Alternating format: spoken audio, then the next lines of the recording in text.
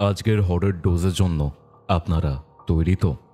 আজকের এপিসোডটা আপনারা কোথা থেকে দেখছেন শুনছেন সেটা অবশ্যই এখনই একটা কমেন্টের মাধ্যমে জানিয়ে দিন। কিউরিও ফাইটার ঘোষলি কল রেকর্ডিং সিরিজের মারাত্মক একটি হরর পডকাস্টে আপনাদের সকলকে স্বাগতম জানাই। আমি কৌস্তভ। আজকে আমাদের সাথে কলে থাকছে পারিজাত। বেশ অনেকদিন পর পারিজাতকে আমরা আবার পাচ্ছি। তার এক বান্ধবীর সাথে এমন কিছু ঘটনা ঘটে যে ঘটনাগুলো শুনলে আপনারা চমকে যাবেন এবং ভাবতে বাধ্য হবেন। আমরা একটা প্রবাদ শুনি না, কুসন্তান যদিও বা কুমাতা কভু নয়। এই ধারণাটা অনেক ক্ষেত্রেই পাল্টে যাবে আজকের এই ঘোষলি কল রেকর্ডিং শুনতে। মারাত্মক ভয়ের কিছু আপনারা শুনতে চলেছেন। আশা করছি কিউরিও ফাইটার আজকের এই ঘোষলি কল রেকর্ডিংটা আপনাদেরকে অন্য ধরনের একটা এক্সপিরিয়েন্স দেবে। আমি কোনো হিন্টস দিচ্ছি না। আপনারাও যদি আপনাদের সাথে ঘটে যাওয়া এরকম কোনো প্যারানর্মাল বা কোনো সত্য ভৌতিক ঘটনা আমার সাথে শেয়ার করতে চান, তাহলে যোগাযোগ করুন ইনস্টাগ্রামে। ইনস্টাগ্রাম আইডির লিঙ্ক ডেসক্রিপশন বক্সে রয়েছে। এছাড়াও ইনস্টাগ্রামে আমার কিন্তু বিভিন্ন ধরনের প্যারানর্মাল কন্টেন্ট আপলোড করছি, সেইগুলো ডেফিনেটলি চেক আউট করবেন। এবং কোনো যদি স্পিরিচুয়াল হেল্প লাগে তাহলে আমাকে ডেফিনেটলি জানাবেন। ইনস্টাগ্রামে কিন্তু ফলো করতে ভুলবেন না। আর হ্যাঁ, আপনারা ইমেলের মাধ্যমেও যোগাযোগ করতে পারেন। curiofite@gmail.com এই ইমেল আইডিতে যোগাযোগ করলেই আমাকে পাওয়া যাবে। আজকের এই এপিসোডটা আপনারা কোথা থেকে শুনছেন সেটা কিন্তু কমেন্ট করে জানাবেন। তাহলে চলুন শুরু করছি কিউরিও ফাইটার ঘোষলি কল রেকর্ডিং সিরিজের মারাত্মক একটি হরর পডকাস্ট। ঘড়িতে বেলা 3টে, রবিবার। আপনারা শুনছেন কিউরিও ফাইটের ঘোষলি কল রেকর্ডিং সিরিজের একটি হরর পডকাস্ট। আপনাদের আজকের হরর ডোজ। হ্যালো পারিজাত, কেমন আছো? এই তো ভালো আছি ভাই, তুমি কেমন আছো? আমি ভালো আছি গো। বলো। বেসিক্যালি মাঝখানে 2 মাস মতো গায়েব ছিল তুমি, ঠিক আছে? তোমার সাথে কথাবার্তা খুব একটা হয়নি। বেনারসে ছিল আই গেস। বেনারস ছিল। কৌস্তবের আড্ডাতে তুমি যখন পডকাস্টটা শুট করো তার তো ওই 1-1.5 সপ্তাহের মধ্যে জিনিসটা আপলোড হয়েছিল। হ্যাঁ, তুমি আমাকে একটা লাস্ট মেসেজ করেছিল যে ভাই বেশ বড় একটা প্রবলেম হয়েছে তোমার, আই থিঙ্ক কোনো কলেজ ফ্রেন্ড বা সামথিং, তাকে নিয়ে। হ্যাঁ। তারপরে আজকে সকালে তারপরে তুমি আবার টেক্সট করো। যেটুকু শুনলাম বা জানলাম, ভয়ের যে ব্যাপারটা সেটা তো আছেই, কিন্তু তার থেকে বেশি আমার রাগ উঠেছে, ঠিক আছে, শোনার পর পুরো ব্যাপারটা। কি হয়েছিল একটু ডিটেলসে বলো তো পারি, যে কি হয়েছিল, শুরু থেকে শুরু করো। দেখো, প্রথম কথা হলো গিয়ে যে তোমাকে তো ধন্যবাদ যে তুমি আমাকে এই প্ল্যাটফর্মটা দিয়েছো, যে আমি আমার জীবনের কিছু ঘটনা বলতে পেরেছি। তাতে অনেক মানুষের হয়তো কিছু উপকার হয়েছে। আর শ্রোতাদেরকে সবাইকেই অনেক ধন্যবাদ যে তারা এত ভালোবাসা দিয়েছে। তোমার পডকাস্টে 2 রকম কাজ হয়েছে। এক তো যেটা আমি বললাম সেটা হয়েছে। 2 নম্বর, এরকম আমার বহু বন্ধু বান্ধব আছে যাদের সাথে আমার বহুদিন আগে বিভিন্ন কারণে তারা হয়তো ব্যস্ত হয়ে গেছে, আমি ব্যস্ত হয়ে গেছি, যোগাযোগটা বিচ্ছিন্ন হয়ে গেছিল। তো তারা তোমার যে পডকাস্ট গুলো আছে তারা সেগুলো মানে তারা বিরাট বড় ফ্যান তোমার, তারা তোমাকে ফলো করে, কিউরিও ফাইটেও ফলো করে, তোমাকে কৌস্তবের আড্ডাতেও ফলো করে। আচ্ছা। তো সেখানে তারা হঠাৎ করে আমাকে দেখে চমকে গেছিল এবং অনেক আমাকে জিজ্ঞেস করেছিল যে কৌস্তবকে সামনে থেকে দেখেছিস? হ্যাঁ দেখেছি। এরকম ব্যাপার না কোনো। তো যথারীতি তারা ওখান থেকে আমার সাথে আবার কন্ট্যাক্ট এস্টাবলিশ করে, বিভিন্ন রকম কথাবার্তা হতে থাকে। তার থ্রু দিয়ে আমি আমার কলেজের একটি ফ্রেন্ডের সাথে আবার যোগাযোগ স্থাপন হয়। তো আমি তার সাথে কথাবার্তা বলার সময় যেরকম নর্মাল কথাবার্তা হয়, তারপরে আমি কিছু বুঝতে পারছিলাম যে তার হয়তো আমাকে আলাদা করে কিছু বলার আছে। আচ্ছা। মানে সে হয়তো শুধুমাত্র বাকিদের মতো যে পুরনো কথাবার্তা বা পুরনো যে সম্পর্ক সেটাকে আবার নতুন করে কন্ট্যাক্ট এস্টাবলিশ করার জন্যই যে আমাকে শুধুমাত্র তোমার পডকাস্টের সূত্র ধরে এসে কথাবার্তা বলছে। হোয়াটসঅ্যাপে নাম্বার ছিল অলরেডি, তা নয়, কিন্তু তারও আরো কিছু বলার আছে। তো তখন সে আমাকে কথায় কথায় আমি তাকে জিজ্ঞেস করি যে তোর কি কিছু অসুবিধা হচ্ছে, তুই কিছু বলতে চাস? তো তখন তখন সে আমতামতা করে বলে যে আম, বলতে চাই, ঠিক আছে আমি তোর সাথে যখন দেখা হবে তখন বলবো। তো কথাটা তখন ওই মুহূর্তে আর কথাটা সেরকম ওখানে এগোয়নি, এবং সেটা দেখা হওয়ার আগেই আমি তার বোনের কাছ থেকে একটি কল পাই। মানে আমার নাম্বারটা যেহেতু তার ফোনে সেভ ছিল, তো তার বোন আমাকে কলটি করে সে আমাকে বলে যে দাদা, আম, দিদি তোমাকে মানে দিদি আমাকে কল করতে বললো যে এই বোনটি হলে কি তার মাসির মেয়ে, আচ্ছা। দিদি হাসপাতালে ভর্তি আছে। হুম। আমি তো যত করে অবাক হয়ে যাই যে কি হলো হঠাৎ করে হাসপাতালে ভর্তি। তোমার সাথে আমি কন্ট্যাক্ট হওয়ার কদিন পরের কথা এটা? 4-5 দিন পরে কথা হবে। মানে ও যে বলছিল যে আমি তোর সাথে দেখা করে কথাগুলো বলবো, তারপরে দেখা হয়নি। হুম। ঠিক আছে। তো সেই দেখা করার দিনটাও সেরকম ঠিক হয়নি, বা সেই যে এরকম, কারণ সেও সেক্টর 5 একটি আইটি কোম্পানিতে চাকরি করে, হুম। মানে করতো বলি আমি জানি। হুম। ঠিক আছে। তো আমি তখন আমার কাছেও ব্যস্ত সেরকম, তো সেরকম একটা টাইম বের করে দেখা করার সেরকম ওইসব কথাবার্তা হয়নি। তো সেটা ওটা হওয়ার আগেই ওই শেষ দিনই তার সাথে যা কথা হয়েছে, তারপরে তার বোন আমাকে এরকম ফোনটি করে। আমাকে বললো দিদি আপনি হাসপাতালে ভর্তি। আমি তখন বললাম যে কি হয়েছে? তখন আমাকে বললো যে দিদির খুব ফুড পয়জনিং হয়েছে, দিদি প্রচন্ড রকম ভাবে রক্ত বমি করেছে, এবং আহ, কালচে সবুজ তার পটি হয়েছে, মানে প্রচন্ড রকমের যে এত বাজে অবস্থা যে আমরা হাসপাতালে ভর্তি করেছি। তো আমি তখন তাকে জিজ্ঞেস করলাম যে মানে কদিন হলো? তখন বলে এই তো 2-3 দিন হয়েছে এরকম ভর্তি করেছি। তা আমি তখন বললাম যে হ্যাঁ ঠিক আছে, তুই কি এটা খবর দেওয়ার জন্য আমাকে তুই কল করলি? তখন আমাকে বলছে না দাদা, দিদি না আমাকে বললো যে তোমার কোনো চেনা জানা বা কোনো গার্লস হোস্টেল অথবা পিজি আছে? আমি বললাম কেন বলতো? বললো বলো না তোমার আছে এরকম। আমি বললাম না, আমাকে তো খুঁজতে হবে তাহলে। আমি বললাম কিন্তু কেন, মানে কি কি ব্যাপারে?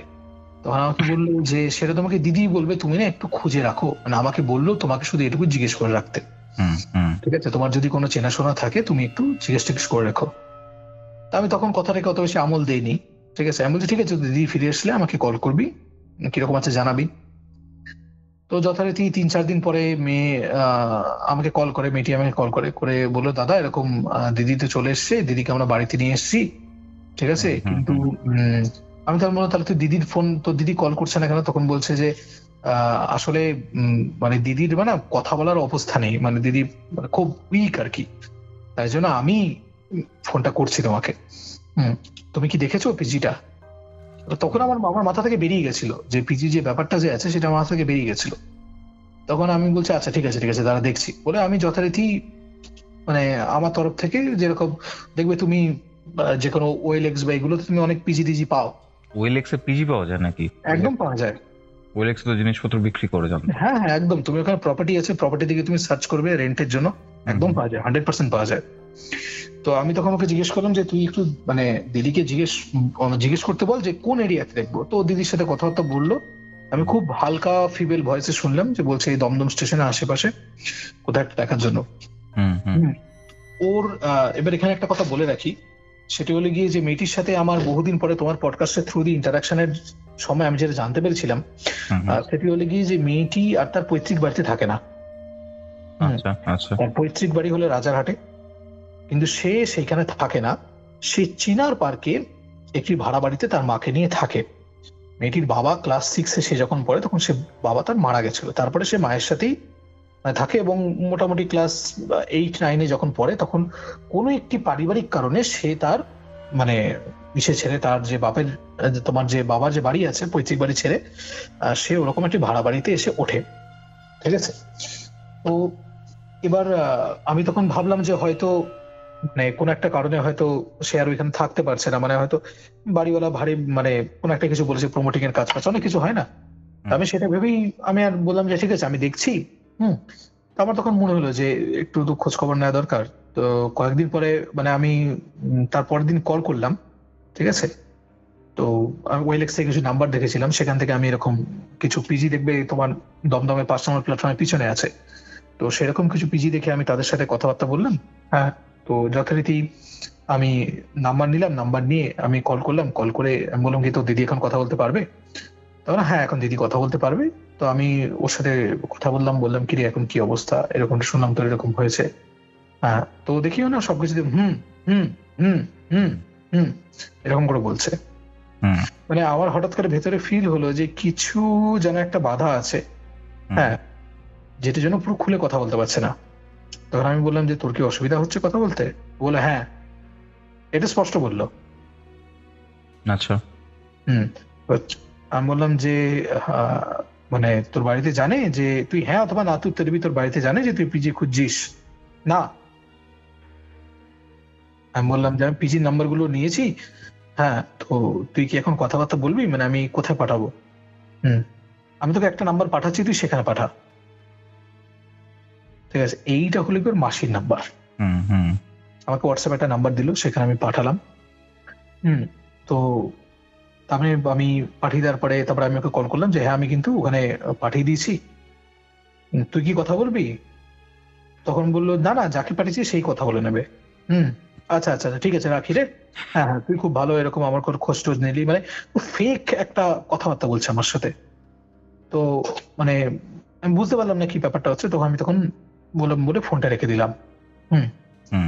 তো দুদিন পরে আমি আবার কল করলাম, কল করে জিজ্ঞেস করলাম যে, কারণ আমাকে উল্লে ওয়েলেক্স থেকে কল করেছে যে আপনি যে নাম্বারটা নিলেন, মানে আপনি তো বললেন কেউ কন্ট্যাক্ট করবে, মানে আমি 2-3 জনেরটা নিয়েছিলাম। তো তারা বললো যে মানে কথাবার্তা হয়েছে এরকম, এক ভদ্রমহিলা কল করেছিলেন, মানে তিনি আর উল্টে কল ব্যাক করছেন না, ধরছেন না। তো যথারীতি আমি তখন ওকে কল করলাম, কল করে বললাম যে ফোন অনেকক্ষণ ধরে বাজলো, প্রথমে ধরলো না, ঠিক আছে, তারপরে বললো যে হ্যাঁ আমি তো উইক ছিলাম, আমি ঘুমিয়ে পড়েছিলাম, ধরতে পারিনি।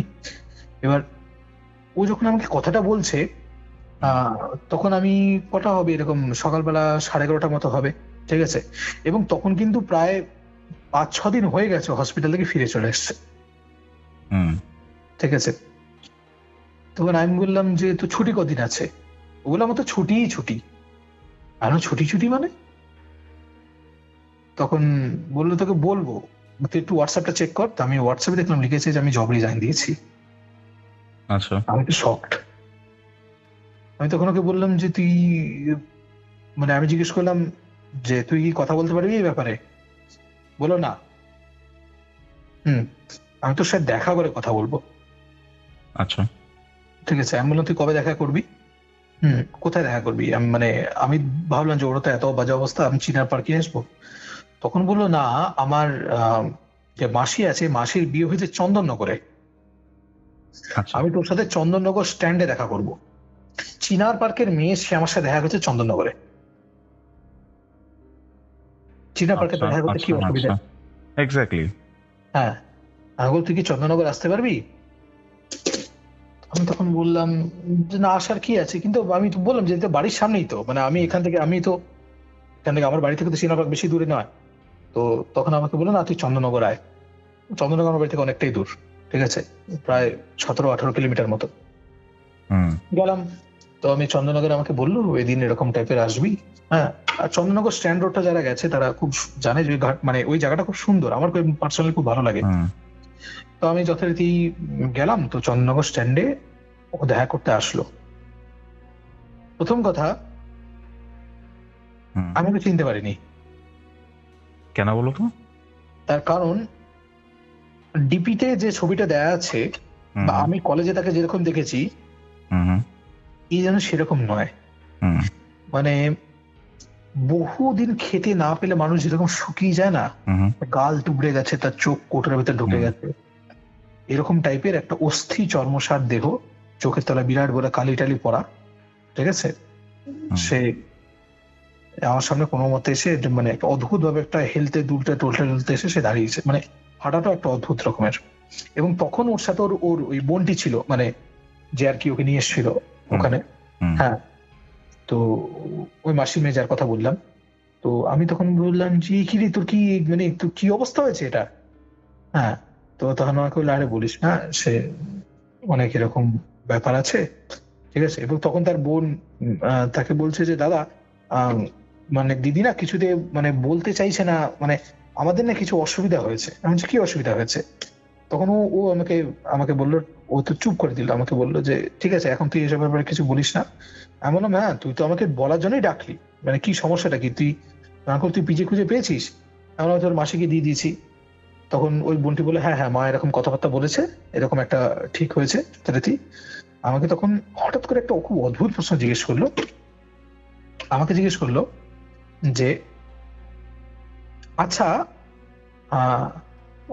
কোনো ঠোঙার মধ্যে, মানে কোন একটা ঠোঙা আছে, সাদা ঠোঙা, সেই ঠোঙার মধ্যে যদি কোনো জবা ফুল বা পুরনো কোনো ফুল থাকে, মানে যদি কোনো কেউ ধর ধর কেউ ঘর ঝাড়তে গিয়ে কোনো ঘরের কোণা থেকে বা কোথাও ধর খাটের তলা থেকে অথবা তোষকের তলা থেকে একটা ঠোঙার মধ্যে একটা পুরনো জবা ফুল কালো হয়ে যাওয়া এরকম খুঁজে টুজে পেয়েছে, মানে এটা কি মানে হতে পারে?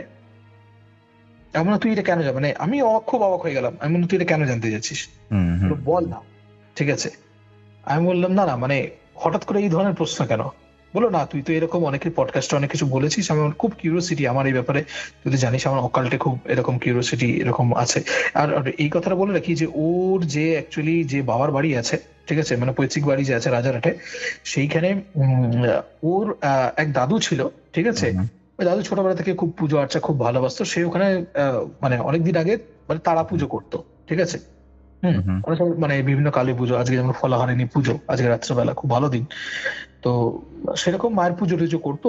এবং এরকম আমি শুনেছি যে ওর মুখ থেকে আগে আমি যখন শুনেছি কলেজে পড়াকালীন আমি শুনেছি যে ওদের বাড়িতে যেদিন পুজো টুজো হতো সেই সময় না মানে ওরা ছাদের মধ্যে নুপুরের আওয়াজ শুনতে পেত, একজন মহিলা সে নুপুর পরে হেঁটে চলে বেড়াচ্ছে, এই জিনিসগুলো শুনতে পেত, ঠিক আছে। তো আমি তখন বললাম যে তখন আমি ভেবেছি হয়তো যে ওর হয়তো আমাকে মানে সেইখান থেকে ভেবেছি ওর খুব ইন্টারেস্ট আছে এই ব্যাপারে জিজ্ঞেস করছে। আমি বললাম যে হতে পারে হয়তো ধর কোনো পুজোর ফুল আছে, সেই পুজোর ফুল মানে রেখে দিয়েছে এরকম টাইপের। হ্যাঁ, তো থাকে না যে অনেক সময় কোনো মানত করলো, মানতের ফুল টুল এরকম, আমি বললাম এরকম হতে পারে। তো তখন ও হঠাৎ করে জিন্সের পকেটের ভিতরে হাত ঢুকালো, ঢুকিয়ে একটা ঠোঙা বের করলো, ছোট্ট সাদা ঠোঙা। দেখবে ঠোঙা বের করার পর তুমি ঠোঙাটা সাইড থেকে ছিঁড়লে সেটা লম্বা একটা কাগজ হয়ে যায়, তাই তো? ও আমাকে হাতের মধ্যে সেই কাগজটা দিয়ে বললো দেখতে মানে এইখানে যে লেখা আছে তার মানেটা কি। আচ্ছা। আমি সেখানে যখন ঠোঙাটা খুললাম, খুলে সেখানে দেখলাম ঠোঙার মধ্যে মানে কিছু ওই যেরকম থাকে না তোমার ঠাকুরমার ঝুলিতে যেরকম ছড়া টড়া থাকে, হ্যাঁ ওরকম একটা ছড়া লেখা। সেই ছড়ার মাঝখানে না মানে এক এক জায়গায়, ঠিক আছে, মানে কিছু কিছু নাম লেখা আছে, ঠিক আছে, ছড়াটা আছে তার মাঝে নাম লেখা আছে। তো দেখো যেটুকু আমি এই ব্যাপারে আমার মানে আমি যেগুলো জেনেছি সেটুকুতে আমার কেন জানি সিক্স সেন্স, মানে আমার হাতের মধ্যে ছড়াটা নিয়ে না একটু কি বলবো, যে তুমি কখনো নাগরদোলা চড়ার সময় দেখেছো তোমার পায়ের তলায় মানে কিরকম একটা ফিল হয়, একটা লিক লিক লিক লিক করে ফিল হয়, আমার জন্য ঝট করে এরকম একটা লিক লিক করে ফিল হলো, মানে ভালো লাগলো না জিনিসটা দেখে। আচ্ছা আচ্ছা, আমি বললাম যে তুই এটা কোথা থেকে পেয়েছিস? হ্যাঁ তোমার একটা সেন্সেশন হয়েছে? হ্যাঁ সেন্সেশন। আমি তখন বললাম তুই এটা কোথা থেকে পেয়েছিস? বললো যে এই ঠোঙার ভেতরে ফুল ছিল, ঠিক আছে। আমি ফুলটা কোথায়? বললো ওটা আমি গঙ্গা জলে ফেলে দিয়েছি, ঠিক আছে। তো আমি বললাম তুই কোথা থেকে পেলি এটা? আমি বললো যে আমার এরকম যে আমার খাট আছে, আমার খাটের নিচে রাখা ছিল, ঠিক আছে। তো আমি বললাম যে এটা কোন মানে কোন বাড়িতে? তখন বললো যে আমি যে ভাড়া বাড়িতে থাকি ওই ভাড়া বাড়িতে রাখা ছিল, ঠিক আছে। এমন ওই ভাড়াতে তুই আর মা ছাড়া কেউ থাকিস না? বলছে না আমি মা ছাড়া কেউ থাকি না। তো আমি তখন বললাম তোর বয়ফ্রেন্ড জানে এটার ব্যাপারে, ঠিক আছে, মানে তুই যে এই জিনিসগুলো এরকম? তখন হলো ওর সাথে তো কবেই ব্রেকআপ হয়ে গেছে, 10 বছরের সম্পর্ক তার, মানে 10 বছরের? হ্যাঁ হ্যাঁ 10 বছরের সম্পর্ক, বিরাট বড় তার সম্পর্ক। তার কারণ দেখো আমি কলেজ পাস করেছি 2016-তে, আজ তেমনি 8 বছর হয়ে গেছে। আর আমি তোমাকে যে এই যে ঘটনাটা বলছি, এই ঘটনাটা মানে মাস খানেক আগেকার, মানে 1.5 মাস আগেকার ঘটনা এটা। তো কলেজে যখন ওরা সেকেন্ড ইয়ারে থাকতে তখনকারই সেরকম ভালোবাসা ছিল, তো 8+2 তুমি ধরেই না 10 বছর তো হয়েই গেল, ঠিক আছে। এবং ছেলেটি আমাদের খুব ভালো বন্ধু ছিল, সিভিল ডিপার্টমেন্টের একটা ছেলে ছিল, তো মেয়েটি সিএসএ পড়তো। তো যথারীতি মানে আমি জিজ্ঞেস করলাম কি রে কি হলো এরকম টাইপের, তো আমাকে তখন বললো যে আমি ব্রেকআপ করে দিয়েছি। আমি কেন, তুই ব্রেকআপ করলি কেন? তখন বললো জানি না রে। আমি বললাম এটা কি ধরনের অদ্ভুত কথা, একটা মানুষ ব্রেকআপ করে দিচ্ছে জানে না সে কেন? আমি বললাম যে তুই জানিস না মানে কি গন্ডগোল? বললো তুই সব ছাড় না, তুই আমাকে বলে ছড়াটার মানেটা কি। আমি বললাম ঠিক আছে তুই আমাকে একটু দে, আমি তো জানি না, কিন্তু আমি কিছু লোক জানি যারা এইটার ব্যাপারে বলতে পারবে। হুম হুম হুম ঠিক আছে। এবার দেখো, আম, তার মাঝখানে আর কি, কারণ আমি কোথাও যেতে পারিনি, আমি তো বললাম যে আমি বেনারসে গেছিলাম। ঠিক আছে। তো বেনারস থেকে ফিরে আসার পরে এই ধরনের ঘটনাগুলো, আহ, তো যথারীতি আমি তখন ওকে বললাম যে কিন্তু তোর অ্যাকচুয়ালি মানে তোর এই সমস্যাটা কি করলো, তুই কি বাইরে কিছু খেয়েছিলি? হ্যাঁ, তখন পাশ থেকে ও বলবে কি, ওর আগে ওর বোন বললো যে দিদি কিচ্ছু খায়নি বাইরে থেকে, মানে হঠাৎ করে বাড়িতে থেকে থেকে এই ধরনের, মানে বাড়ির খাবারই খায় দিদি, এই ধরনেরই হতে শুরু করলো। আমি তখন বললাম তুই চাকরি ছেড়েছিস তা কতদিন হলো? হয়ে গেছে আমার এরকম প্রায় 1.5 মাস মতো হয়ে গেছে, আমি চাকরি ছেড়ে দিয়েছি। ঠিক আছে। আমি বললাম, তুই কি চাকরিটা ছাড়লি কেন? তখনও আমাকে উত্তর দিল, আমি জানি না রে। মানে ওকে আমি যাই জিজ্ঞেস করছি তুই ব্রেকআপ কেন হয়েছে, বলে জানি না। চাকরি কেন ছেড়েছিস, বলে জানি না। ঠিক আছে। তাই আমি বললাম যে মানে তুই কি ঠিক আছিস, তুই কি সুস্থ আছিস, মানে তোর কি কোনো মানসিক ডিপ্রেশন বা এরকম কিছু চলছে? তখন আমাকে বললো যে দেখ, আমার হাতে তো এখন বেশি সময় নেই, মানে আমরা তো বাড়িতে একটা কথা বলে এসেছি। ঠিক আছে। যে মাসির বাড়িতে এই ধরনের বলে এসেছি, তুই আমাকে, তোকে আমি এটা দিয়ে গেলাম, তুই একটু খোঁজ খবর নিস এটার ব্যাপারে। হুম। আর আরেকটা কথা তুই আমাকে বল। আমি বলছি, "হ্যাঁ, কি ব্যাপার?" তখন বলছে যে আহ, আচ্ছা, উম, যদি আমার বাড়ি থেকে একটা দুটো করে কাপড় জামা, ধর আমার যে সমস্ত মানে অন্তর্বাস আছে, ঠিক আছে, হুম হুম। সেগুলো মানে দিয়ে কি কিছু করা যায়? আমি বললাম কি করা যায়? তো আমি বললাম, ধর মানে আমার উপরে যদি মানে কিছু একটা, ধর বুঝতে পারছিস তো, আমাকে বলছে। হুম হুম। এমন কি না, তুই যে ধরনের কথা, যে ধরনের জিনিসগুলো তুই পডকাস্টে বলিস সেগুলো। হুম। হ্যাঁ। তোর পাশে তো মেয়েটা বলছে ব্ল্যাক ম্যাজিক, ব্ল্যাক ম্যাজিক। আমি বললাম, আমি তো ব্ল্যাক ম্যাজিক নিয়ে বলি না, আমি তো ইন জেনারেল মানে ভালো তন্ত্রের একটা দিক নিয়ে বলি। তো আমরা, হ্যাঁ মানে এগুলো কি করা যায়, মানে এগুলো, আমি বললাম হ্যাঁ করা যায়। ঠিক আছে। আমি বললাম কেন, তোর হঠাৎ করে এত ইন্টারেস্ট হচ্ছে কেন? বলছে না এমনি জানছি, তুই শুধু আমাকে এটার মানেটা বল। ঠিক আছে। কিন্তু আমার ওই কাগজটা হাতে নেওয়া মাত্র আমার মনে হয়েছে যে এমনি এমনি জানছে না, অনেক কিছু আছে এর ভেতরে ব্যাপার, যেটা আমাকে বলছে না। তো যথারীতি তারপরে সেদিন ওরা তার মতো চলে গেল, আমি বাড়িতে চলে এলাম। কিছুদিন পরে আমি শুনলাম যে সে শিফট করেছে, সে একটি পিজিতে, দমদমের কাছে হুম হুম। সে একটা পিজিতে, গার্লস পিজিতে শিফট করেছে। মানে যেটা তুমি তোমাকে বলেছিল যেটা। হ্যাঁ হ্যাঁ, যে 3টে পিজির আমি নাম্বার নিয়েছিলাম, যেখান থেকে ওয়েলেক্স থেকে তারপর থেকে দিয়েছিলাম, সেখান থেকে সে একটিতে আমাকে বললো আমি এরকম হুম হুম একটা শিফট করেছি। ঠিক আছে। হুম তখন আমিও তখন ব্যস্ত ছিলাম, আমি তখন কাজে ব্যস্ত ছিলাম। আমি বললাম আচ্ছা আচ্ছা ঠিক আছে, ভালো। একবার ইচ্ছা হয়েছিল যে জিজ্ঞেস করি যে তুই কেন শিফট হলে ওই বাড়ি থেকে এই বাড়িতে, তারপর আমার বললো না, পার্সোনাল ব্যাপারে এত ঢোকার দরকার নেই কোনো। হুম হুম। হ্যাঁ। তো যথারীতি পিজিতে শিফট হয়ে গেছে এরকম সপ্তাহখানেক মতো হয়ে গেছে। হওয়ার পরে তারপরে একদিন রাত্রেবেলা 3:30টার সময় আমাকে কল করেছে হঠাৎ করে। তো আমি ভেবেছিলাম ঠিক আছে, নিরুপদ্রবে সবকিছু মিটে ফিটে গেছে, আমাকে হঠাৎ করে কল করেছে। কল করে আমাকে বলছে যে উম, আম, তুই কি জেগে আছিস? আমি তখন ঘুমাচ্ছিলাম। আমি তখন বললাম যে হ্যাঁ বল, কি হয়েছে? বললো যে আচ্ছা, মানুষ স্বপ্ন কেন দেখে? আমার না প্রচন্ড রাগ হয়েছে, প্রচন্ড বিরক্ত হয়েছে। 3:30টার সময় কেউ হঠাৎ করে কল করে বলছে মানুষ স্বপ্ন কেন দেখে, তুমি ঘুমাচ্ছিলে, স্বাভাবিক তুমি ব্যাপারটা খুব ভালো চোখে নেবে না। হ্যাঁ। হুম। আমি তখন বললাম Definitely. যে এইগুলোর জন্য তো সকালবেলাও আছে, হুম এই কথাবার্তাগুলো বলার জন্য, মানে তুই রাত্রেবেলা তুই কি স্বপ্ন কেন দেখে জিজ্ঞেস করতে এরকম করেছিস? তখন সে আচ্ছা আচ্ছা, সরি সরি সরি বলে ফোনটা রেখে দিল। তবে সকালবেলা দেখলাম, আমি তখন যখন বেরিয়েছিলাম, 1-2বার কল করেছিল, 3 নম্বর বার আমি কলটা ধরি। তখন সে আমাকে একটা কথা বলে যে আম, কালকে তোকে একটা কথা জিজ্ঞেস করলাম, তুই তো আমাকে বললি না। আমি বললাম কি কথা? তুই রাত্রেবেলা 3:30টার সময় আমাকে তুই জিজ্ঞেস করছিস মানে স্বপ্ন কেন দেখে? তুই কি পাগল, মানে মাথা মাথা ঠিক আছে? মানে হুম তুই কি করছিস আমি তো বুঝতে পারছি না। তুই ব্রেকআপ করে ফেললি, তুই চাকরি বাকরি ছেড়ে দিচ্ছিস, এখন তুই রাত্রেবেলা এরকম টাইপের, মানে কিরকম টাইপের তোকে দেখতে হয়ে গেছে। হ্যাঁ। তো আমাকে তখন বললো যে বলা মানে কি ব্যাপার, মানে এই ধরনের। আমি বললাম কি হয়েছেটা কি, তুই আমাকে সেটা বল। বলো জানিস তো, আমি গত মানে 4 দিন ধরে আমি একই স্বপ্ন দেখছি। এবার মেয়েটির ঘরটা ছিল, যে পিজিটা আছে পিজির একদম উপরে না, ছাদে দেখবে কিছু ঘর থাকে, ওই পিজিতে সর্বসাকুল্যে 4-5 জন মতো মেয়ে ছিল, ওর ঘরটা ছিল একদম ছাদের ঘরে। হুম ওখানেও একা থাকতো। ঠিক আছে। এবং আহ ওর ঘরে একটা জানলা আছে, যে জানলাটা পশ্চিম দিকে আছে, এবং সে পশ্চিম দিকে মানে জানলা তলা কিছু নেই, একদম সোজা, মানে 3 তলা পিজি, সে একদম জানলার তলা, একদম সোজা নিচে রাস্তা। আচ্ছা। তো ও আমাকে বলছে যে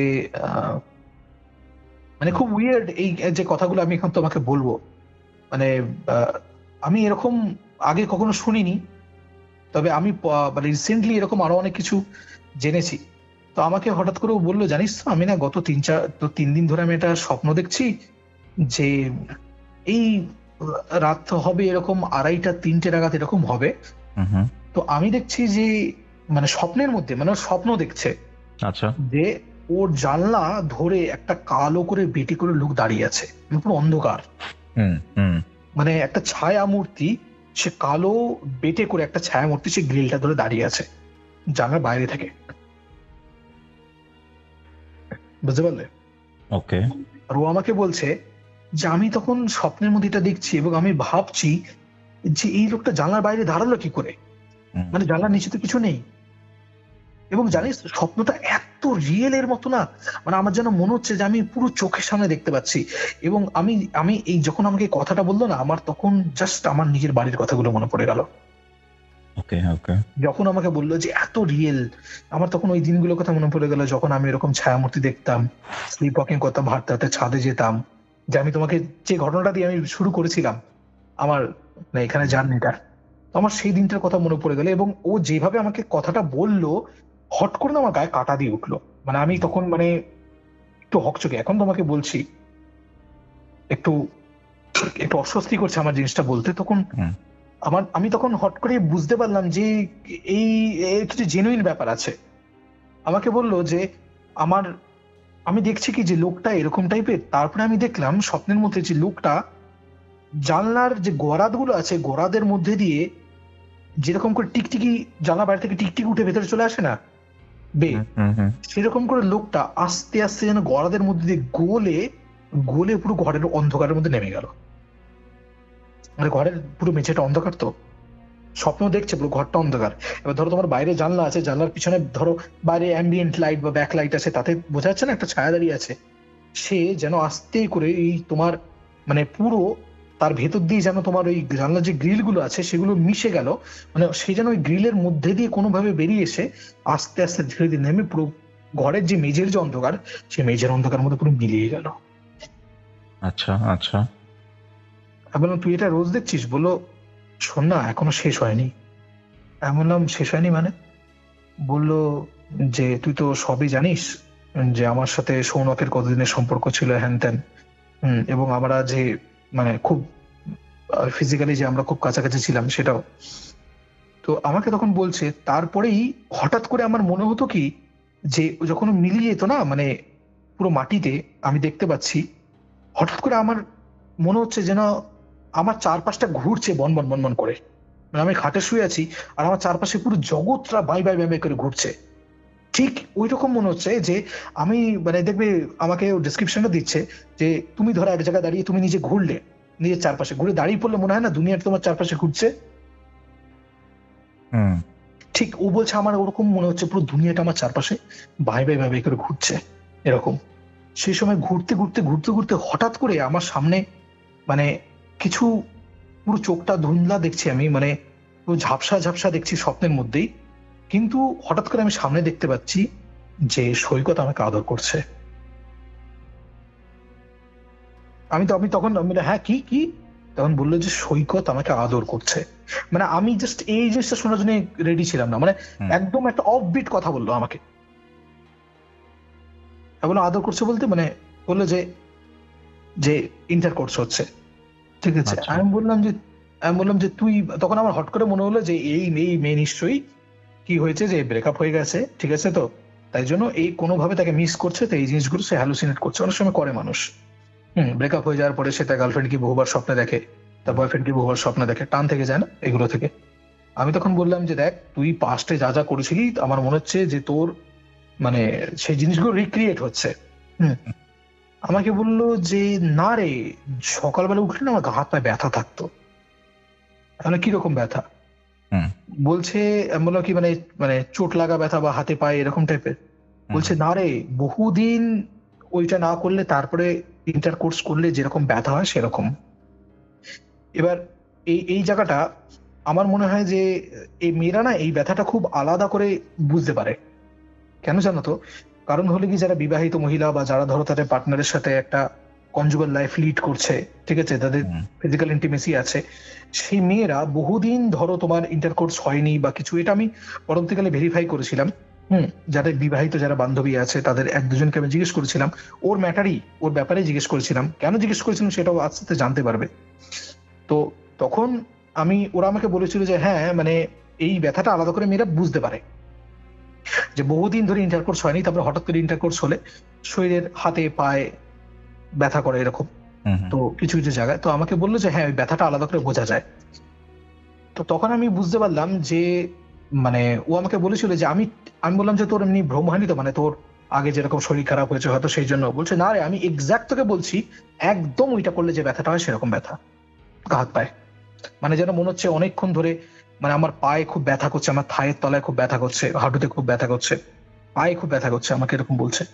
আমি তখন বললাম যে তোর তুই একটা ওষুধ খা এরকম টাইপের, মানে তোর যদি কোনো অসুবিধা হয় ঠিক আছে ডাক্তার দেখা আবার।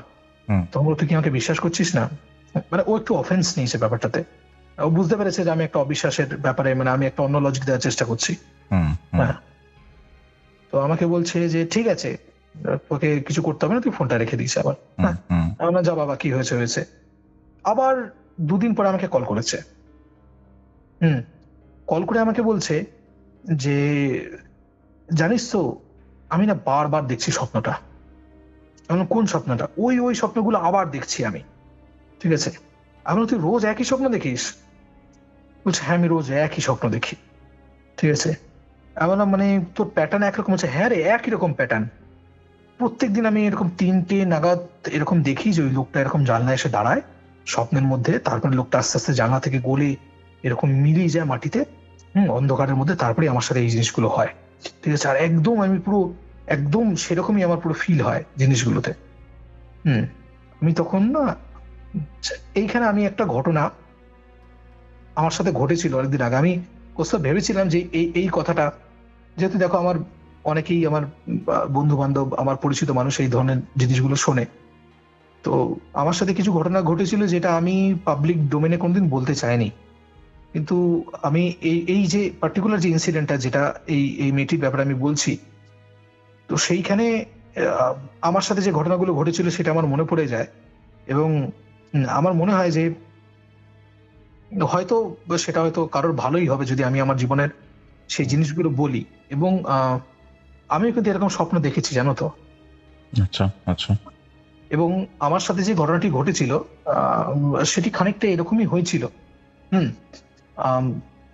সেটি তোমার এই 2022-এর শেষের দিক থেকে 2023-এর তোমার শুরুর দিক, মানে তখনও না আমার মানে তোমার সাথে পডকাস্ট করা হয়নি, তোমার সাথে আমার কিরু ফাইটে তুমি আমাকে সেই তখন আমি আসিনি। হ্যাঁ, তো সেই সময়ে আমার এরকম একটা খুব অদ্ভুত ধরনের একটা স্বপ্নের একটা ঘটনা ছিল।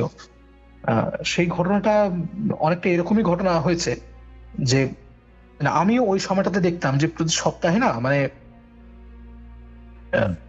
ঘটনাটা ঘটেছিল যে আমি একটা জায়গায় গেছিলাম, সেখান থেকে ফেরার পথে হাইওয়ের ধারে আমি একটি দেখবে হাইওয়েতে তুমি বাইক চালাতে থাকলে রাত্রেবেলা শুধু বাইকের আলোতে যেটুকু দেখা যায় তার বাইরে কিন্তু কিছু দেখা যায় না, কিছু দেখা যায় না। এবার তুমি যেই মধ্যে বাইকের লাইটটা বন্ধ করে দাও আর রাস্তায় কোনো গাড়ি না থাকে, তুমি বুঝতে পারো কি ঘুটঘুটে অন্ধকার জায়গাটা, সাংঘাতিক। সেই সময় আমি বন্ধ করতে বাধ্য হয়েছিলাম কারণ আমার প্রচন্ড টয়লেট পেয়েছিল। আচ্ছা আচ্ছা। তবে তাড়াতাড়ি বাইকটা কোনো সাইড করে দাঁড় করি, আমি টয়লেট করতে শুরু করি। টয়লেট করতে শুরু করতে করতে যখন একটু চোখটা ধাতস্থ হয়েছে, আমি সামনের দিকে তাকিয়ে দেখি যে আমি যেখানে টয়লেট করছি তার থেকে খুব বেশি দূরে না, 10 ফুট মতো দূরে একটা মরা গাছ দাঁড়িয়েছে, বিরাট বড় একটা মরা গাছ, কদম গাছ মরে গেছে। একটা কদম গাছের মতো শেপ, একটা অন্ধকার তো যেরকম বোঝা যায় সেরকম ডালপালা ছড়িয়ে আছে, এরকম একটা মরা গাছ এরকম ছড়িয়ে আছে। আমি হঠাৎ করে জিনিসটা দেখে খুব মানে চমকে উঠি গাছটা দেখে। মানে অন্ধকারে চোখ শুয়ে গিয়ে সামনে তুমি যদি হট করে দেখো বিরাট একটা গাছ আছে, তো তোমারও তাই হবে, আলাদা কোনো ভয়ের বা কিছু সেরকম কিছু লাগেনি, কিন্তু আমি হঠাৎ করে চমকে উঠি। তো আমার তখন না ভালো লাগেনি জানো তো জায়গাটা, আমার হট করে কেন যেন মনের ভেতর থেকে বলে উঠেছিল যে এই জায়গা ভালো না, এখান থেকে বেরোতে হবে। তো যথারীতি আমি তাড়াতাড়ি টয়লেট শেষ করে আমি বাইকে উঠে আমি বাইকটা স্টার্ট দিয়ে যখন আমি যাচ্ছি, আমার পিঠে না ব্যাগ ছিল জানো তো, ব্যাকপ্যাক থাকে সেরকম ব্যাগ ছিল। বলে বিশ্বাস করবে না কৌস্তব, আমার কনসিস্টেন্টলি মনে হয়েছিল বাকি পুরো রাস্তাটা যে কেউ আমার ব্যাগ ধরে ঝুলছে।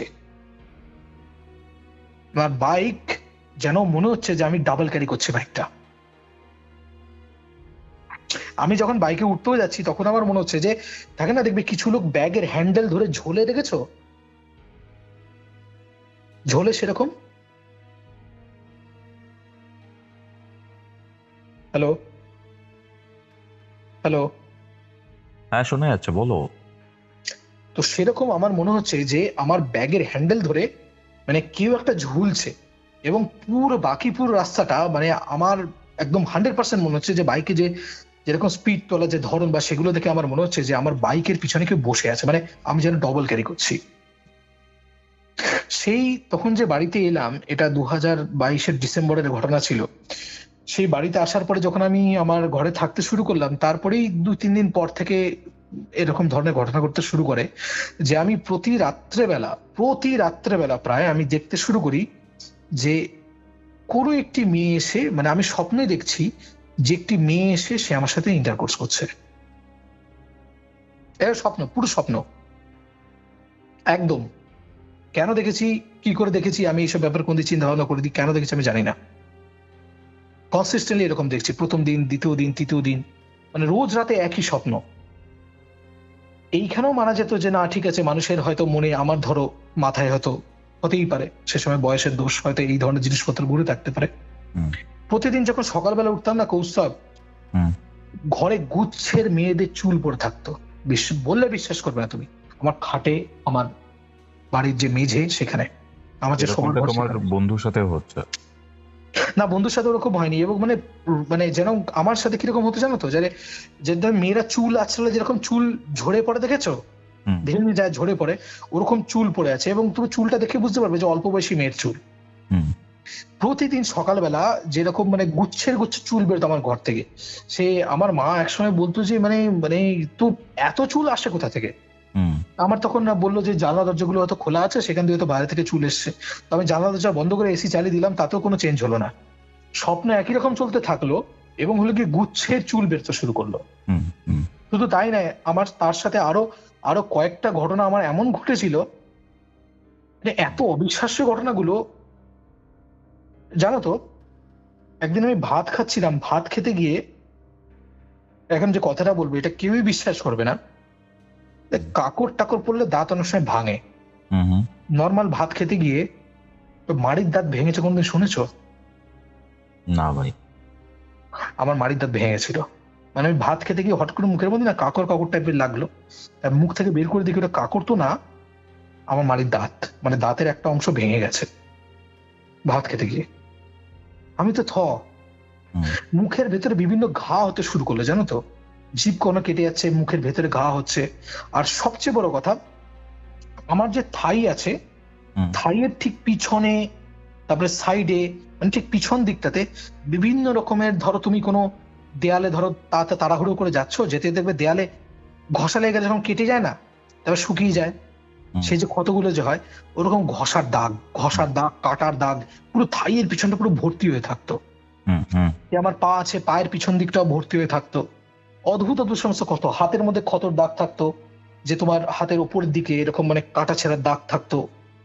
কোনো কিছুতে ধরো লেগে গিয়ে কেটে টেটে গেছে, এরকম মানে অনেক আনএক্সপ্লেনড সমস্ত ক্ষত থাকতো সারা শরীরের মধ্যে। এবং ওই সকাল সকাল যে গুচ্ছের যে চুল বেরোনো, ওই ঘটনাগুলো থাকতো। তো আমি যখন মেয়েটা আমাকে যখন এই কথাগুলো বললো, তখন আমার এই জিনিসগুলো মনে পড়লো। যে আমি তখন ওকে জিজ্ঞেস করলাম যে মানে তুই কি আর কিছু দেখছিস, কারণ ও বলছে যে কনসিস্টেন্টলি এই জিনিসগুলো দেখছে। এবার আমার ঘটনা থেকে কেন আমি ওকে কথাটা জিজ্ঞেস করলাম সেটা একটু পরে বুঝতে পারবে, আরো কিছু ঘটনাটা গেলে তখন বুঝতে পারবে। তো তখন আমি তখন বললাম যে তুই কি মানে তুই শিওর যে তুই এরকম ফিল করছিস, তুই কি আরো কিছু পাচ্ছিস, মানে ধর কোনো কিছু ছেঁড়া টেরা এরকম টাইপের। তখন বলছে যে না, আমি এরকম কিছু পাচ্ছি না, কিন্তু তুই একটা কথা বলবো। আমি বলছি হ্যাঁ বল। বললো আমি 100% শিওর যে আমার সাথে রিয়েল সেক্স হচ্ছে, আমার সাথে রিয়েল ইন্টারকোর্স হচ্ছে। এটা হতেই পারে না। বলে আমি তোকে লিখে দিচ্ছি, আমি 100% শিওর, ঠিক আছে, যে আমি একদম রিয়েল সেরকম ফিল হচ্ছে। এবং একটা কথা বললো যেটা তোমার পডকাস্টে আগেও তুমি শুনেছো। বলো। বললো জানিস তো, যখন আমার শরীরে হাত দিচ্ছে হাতগুলো যেন মানে যে ওর বয়ফ্রেন্ডের কথাই বলছে, ওরই মতো দেখতে, কিন্তু হাতগুলো যেন ওর হাত না। মানে সে হাতগুলো খুব কালো হাত এবং তাতে প্রচুর লোম, জানিস তো। মনে পড়ছে সব কিছু। কিসের কথা বলছি? তোমার সেই কন্যাগরের ঘটনা। আমাকে বলছে, যখন আমাকে এই কথাটা বললো না, তখন আমার বুকের ভেতরে ছ্যাদ করে উঠলো। আমি তখন ওকে বললাম যে যেটা কাজ কর, তুই তোর নিচের ঘর ফাঁকা আছে? তখন আমাকে বললো যে আমিও না এই কথাটাই ভাবছিলাম যে আমি না এই ঘরে থাকবো না। আমি তখন বললাম, তোর যদি কোন নিচের ঘর ফাঁকা থাকে তুই সেখানে শিফট করে যা। ওগুলো নিচের ঘর ফাঁকা হয়ে গেলে আমি আর স্বপ্নগুলো দেখবো না। এমন যে না, তোর চান্স কম আছে, তুই একবার করে দেখ। তো তারপরে ওর নিচের ঘরে একটি মেয়ে থাকতো, তার সাথে কথাবার্তা বলে কোন রকম করে তাকে ম্যানেজ ট্যানেজ করে, ঠিক আছে, সেই মেয়েটি তার বাড়ি হলে গিয়ে বর্ধমানে, সে বর্ধমানে যাবে। তো সেই কদিন সে ঠিক করলো যে নিচের ঘরে থাকবে। যথারীতি নিচে চলে এলো, বাড়ির লোকজনের সাথে মেয়েটির সাথে কথাবার্তা হয়ে গেল। বাড়িতে যে ভদ্রমিলার আর কি পিজি, তার সাথে কথাবার্তা বললো, একটা সেটেলমেন্ট করে নিচে এসে ওই কদিনের জন্য থাকলো। আমি বললাম, তুই একটু এই কদিন থেকে দেখ তোর কিছু অসুবিধা হচ্ছে কিনা। যথারীতি আমাকে বললো, না রে আমার কোনো মানে, পরের দিন আমি একটু কল টল করলাম যে তোর কি আর স্বপ্ন টপ্ন দেখেছিস?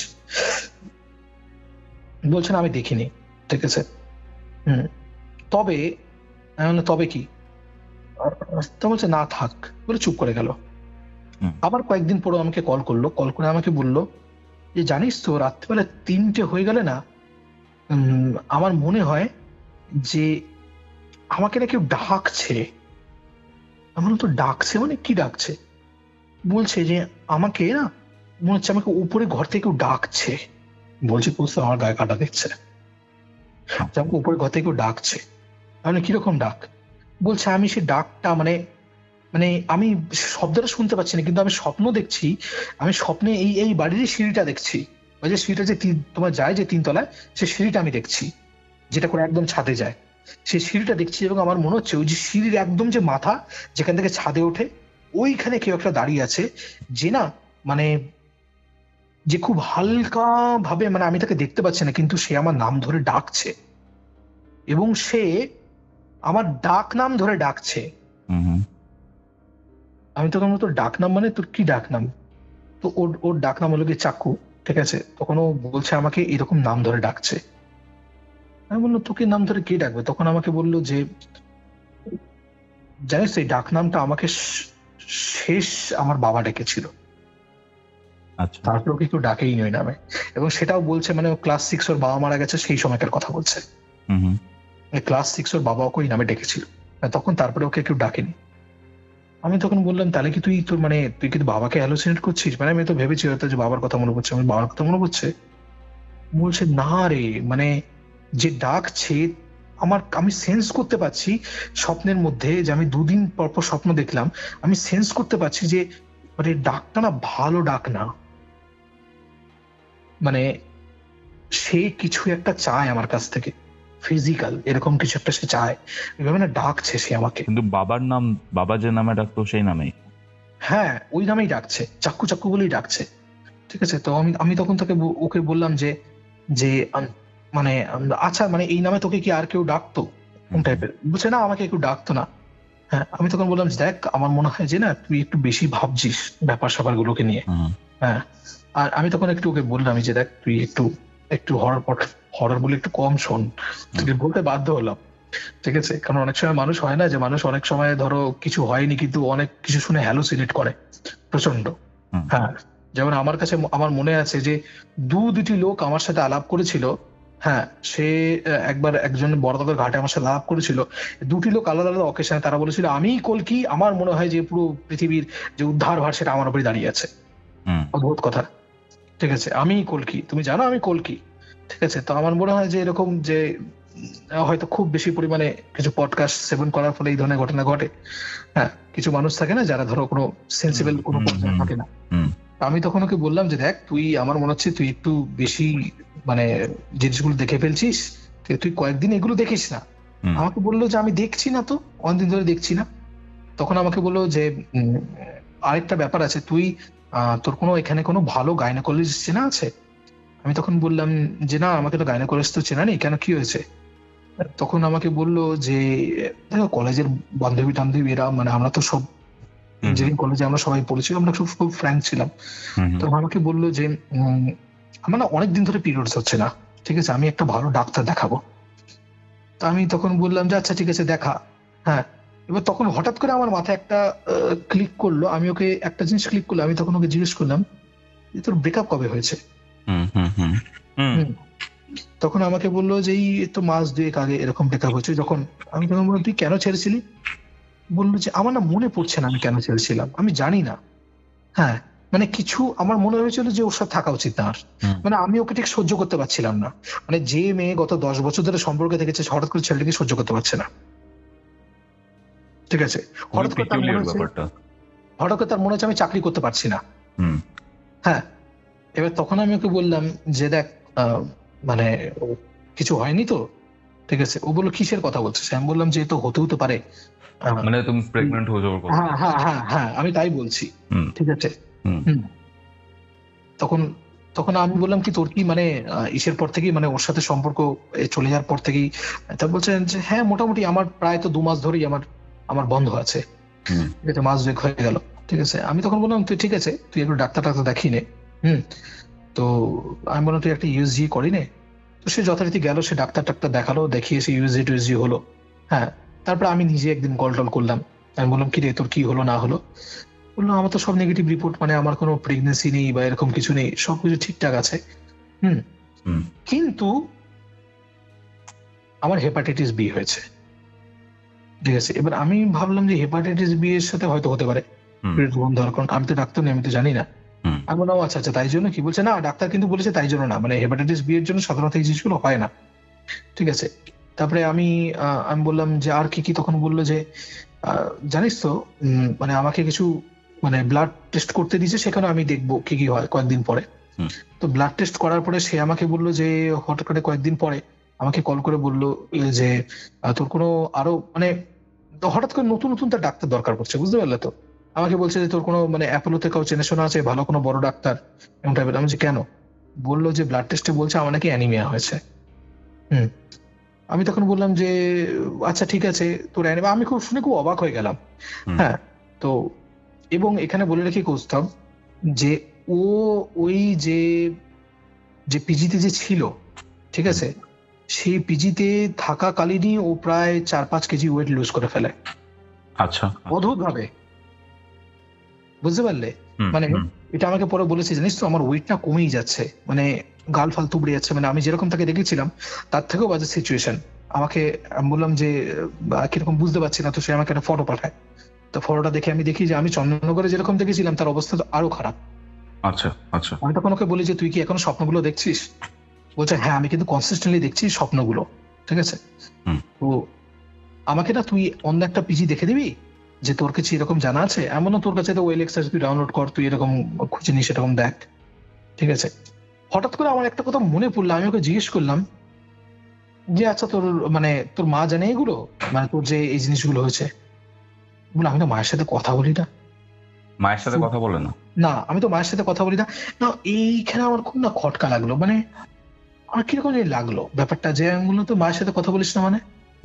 বললো যে না, আমি মায়ের সাথে কথা বলি না, মাও তো আমাকে কল করে না, ঠিক আছে, মা আমাকে কোনদিন কল করেনি, আর মা করবেই বা কেন?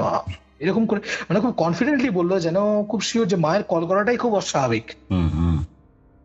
হ্যাঁ, মানে কল না করাটাই যেন খুব স্বাভাবিক। আমি তখন বললাম যে হ্যাঁ, এরকম করে মা বাবা এরকম করে মানে বলতে আছে, তোর হয়তো গন্ডগোল হয়েছে কিছু একটা। হ্যাঁ, তখন বললো গন্ডগোল তো হয়েছে, সেটা তো আমি বুঝতে পারছি, ক্লাস 6 থেকেই তো আমি বুঝতে পারছি, হ্যাঁ, যে গন্ডগোল কিছু একটা হয়েছে। হ্যাঁ, ক্লাস 6 থেকেই। তুই তো জানিস না সবটা, আমি বলিনি এই কথাগুলো তোদেরকে, এবার বলার সময় হয়েছে। ক্লাস 6 থেকে আমি কালকে টেস্টটা করিয়ে আসি, হ্যান ত্যান। তো টেস্টটা করালো, ঠিক আছে। এবং সেদিন টেস্ট করিয়ে আসার রাত্রেবেলা একটা ঘটনা ঘটলো। সেদিন ছিল তোমার অক্ষয় তৃতীয়া, ঠিক আছে, দিন টেস্টটা করে এসেছিল। তো তোমার মনে আছে কিনা জানি না, যে অক্ষয় তৃতীয়ার দিন এই সাইডে কিন্তু প্রচন্ড বৃষ্টি হয়েছিল দুপুরবেলা, মনে আছে? খুব সাংঘাতিক বৃষ্টি হয়েছিল। এবং সেই অক্ষয় তৃতীয়ার দিনই কোইন্সিডেন্টালি আমি তোমার হুম রাজপুর গেছিলাম, হুম ঠিক আছে। আমি রাজপুর শ্মশানে গেছিলাম কারণ সেখানে অনেক বড় যজ্ঞ হয়, অনেক কিছু হয়, তো আমি সেখানে গেছিলাম, ঠিক আছে। তো যখন আমি ফিরেছি রাত্রেবেলা, তো আমি যখন আমি বৃষ্টি থেমেছে বা দুপুরবেলা হুম যখন আমি তোমার বিকালবেলা, ধরো তোমার এই দুপুর থেকে তোমার বিকালবেলা 4:30 অব্দি বৃষ্টি বৃষ্টি হয়েছিল। হুম। তো আমি যখন নেমেছি শ্মশানে, আমি যখন বাইকটা স্ট্যান্ড করেছি, স্ট্যান্ড করে আমি পকেট থেকে ফোনটা বের করে দেখি যে ও আমাকে প্রায় 6 থেকে 7টা না 8টা এরকম মিস কল দিয়েছে আমাকে, ঠিক আছে। এবার আমার তখন তাড়া ছিল, আমি ওকে কল ব্যাক করিনি।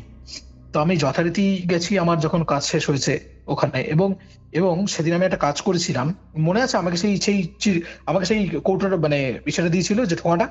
হুম হুম আমি যাই, আমি তখন গিয়ে গুরুদেবকে প্রণাম করে আমি তখন দেখাই যে গুরুদেব, যে একটা নিবেদন আছে, একটা অনুরোধ আছে আপনার কাছে। বলছে হ্যাঁ বাবা বলো। আমি তখন বললাম যে এটা একটু কি ব্যাপার, আমাকে একটু বলবেন। তো আমি তখন আমাকে বললো, ও এ তো সাবর মন্ত্র, হুম এ তো সাবর মন্ত্র। এবার সাবর মন্ত্র কি? সাবর মন্ত্র হলে গিয়ে যে আদিবাসী সমস্ত মন্ত্র, তন্ত্রের যেটা হ্যাঁ হ্যাঁ হ্যাঁ হ্যাঁ, ও এমনকি হনুমান চালিসা এক ধরনের সাবর মন্ত্র। ইভেন পূর্ণিমাদিও আমাদের সাথে এই সাবর মন্ত্রের ব্যাপারে একটা ঘটনাতে শেয়ার করলো। আচ্ছা মানে আচ্ছা।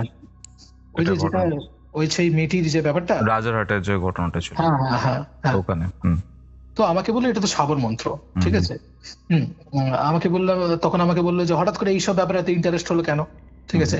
আর না গুরুদেব, এরকম একজন এরকম বললো, ও আচ্ছা বলো। সে তিনি আর ওই ব্যাপারটা কোনো একটা পাত্তা দিলেন না, কারণ সেখানে অনেক বড় যজ্ঞ টজ্ঞ চলছিল, ঠিক আছে। আমিও সেখানে বসে রইলাম।